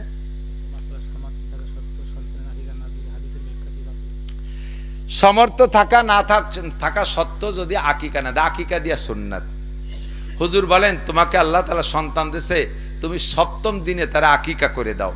আকিকা করলে সন্তানের যে হক আব্বার উপরে ছিল, এই হকের জিম্মাদারি থেকে খালাস হয়ে যায়, বাচ্চাটা আল্লাহর জিম্মায় চলে যায়। কার জিম্মায়? আল্লাহর জিম্মায় চলে যায়। এতে সন্তান আল্লাহর জিম্মায় চলে গেলে নিরাপদ হয়ে গেল। যদি আকিকা না দেন একটা সুন্নত তরকের গুনাহ হবে, একটা সুন্নত তরকের গুনাহ হবে। এবং সন্তানের বেশিরভাগই দেখা যায় আকিকা না দেওয়ার কারণে বিভিন্ন প্রকার বালা মুসিবত, রোগ ব্যাধিতে অ্যাটাক হয়ে যায়। আকিকা দিলে তার জানের বদলা জান দিলে রোগ ব্যাধি বালা মুসিবত থেকে হেফাজত হয়। সর্বোপরি নবী পাকের সুন্নাত, আপনি 100 শহীদের সওয়াব পাবেন। কিন্তু শর্ত হলো আকিকা দিয়ে খাওয়াইয়ে আবার আলকাতা করে কালেকশনারে, এই আলকাতা হলো বড় বেকায়দা। এই আলকাতা পারবে না। আকিকা খাওয়াইয়া কালেকশন করার টাকা শুয়োর বেচাটা আর চাইতে হারাম। মুসলমানি দিয়ে খাওয়াইয়া এই টাকা কালেকশন করা, শুয়োর বেচাটা আর সে হারাম। এরপরে বিয়েতে বিয়ের অনুষ্ঠানে বউ ভাতা খাওয়ায় না, আরবিতে কলে অলিমা, এই বউ ভাত খাওয়াইয়া কালেকশন করার টাকা শুয়োর বেচাটা আর চাইতে হারাম। অথচ এই সব জায়গা কালেকশন করে কি জন্য কালেকশন? যদি ওই বাড়ি যে খাইয়ে আমার টাকা দিতে হয়, তো তোর বাড়ি যে খাবো, আমি খানসে নাকছে যে খাই গিয়ে, দেশে হোটেলের অভাব আছে। তোমার বাড়ি যে 2000 টাকা যেখানে 8 দেশে ফেলেটে তার টেনিস বলের মতো জাম করে লাভ দিয়ে নেমে চলে গেছে। তোমার বাড়ি যেখানে 8 সাইটে আমি 2000 টাকা দিয়ে সামাজিকতা রক্ষার্থে 2000 টাকা দিয়ে 2 কেজি গোস্ত কিনে মই মশলা দিয়ে কয়মায় প্রতি 3 ওয়াক্ত খাওয়া যায়, ঠিক না? খাইয়ে যদি টাকা দিতে হবে তো তোর বাড়ি খাবো, হোটেলে যাব। প্রত্যেক বাড়ি, এই সমস্ত বাড়ি দাওয়াত পাইলে খাবেন, যাবেন, দাওয়াত নিয়ে সুন্নাত যাবেন। আকিকার দাওয়াত পাইলে সুন্নাত কবুল করা, সুন্নাত খাইয়ে আসবেন। অলিমার দাওয়াত পাওয়া সুন্নাত, পাইলে সুন্নাত খাইয়ে আসবেন। পরাণ বইরে খাইয়ে পান থাকলে 2 গালের মধ্যে 2টি পান ডুয়ে দিয়ে সেগরাতি চলে আসবেন, সাইডে নাও দেবেন না, ঠিক আছে? পারবেন? করুক না, না করলে তো আমার টাকা বেশি গেল, অসুবিধা কি? আমার টাকার এত কামড় হচ্ছেন কিছু, এবারে যে টাকা দিয়ে আমি কাটি হবে, কেন দেবেন এই টাকা? কোনো টাকা দেবেন না। হ্যাঁ, যদি কোনো আত্মীয় স্বজন অভাবী সে বিয়ে করতেছে, তার পয়সার সংকট আছে, তারা আলাদাভাবে 5000 10,000 দিয়ে দেন। মাইয়ে দিতে পয়সার টান পড়ছে, তারে 5-10,000 টাকা দিয়ে দেন। কিন্তু এ জায়গা খাওয়াইয়া খড়ে আটকাইয়া মোহরি একটা বসাইতে দিয়ে দাও কালেকশন, আর অপমান করে। চেয়ারম্যান সাহেব 20,000 টাকা, মার হাবা। মেম্বার 10,000, মার হাবা। বড় জামাই 15,000, মার হাবা। ছোট জামাই 30 টাকা, মার থাবা। ও টানাইও 30 টাকা দিয়েছে, তার মার থাবা। এই বেইজ্জতিটা হিরেছে। আমি খাই কোনো কোথাও সাইডে না দিই না, আল্লাহর রহমতে আমার ভাতের অভাব নাই। আপনি তো হুজুর বলে সবাই ডায়, আপনিও টাইট দেবেন না টাকা, আপনি কালেকশন করেন না। কয় যে 1 দিন পর্যন্ত দিছি তা কালেকশন করতে হবে না, তা তো সেম কোয়ালিটি ভালো কথা। সারা বছর বাহি দিয়েছেন, বৈশাখ মাসে সাইডে পুরি খায় কালেকশন করে নেন, এই আকাম বাদ দিতে হবে।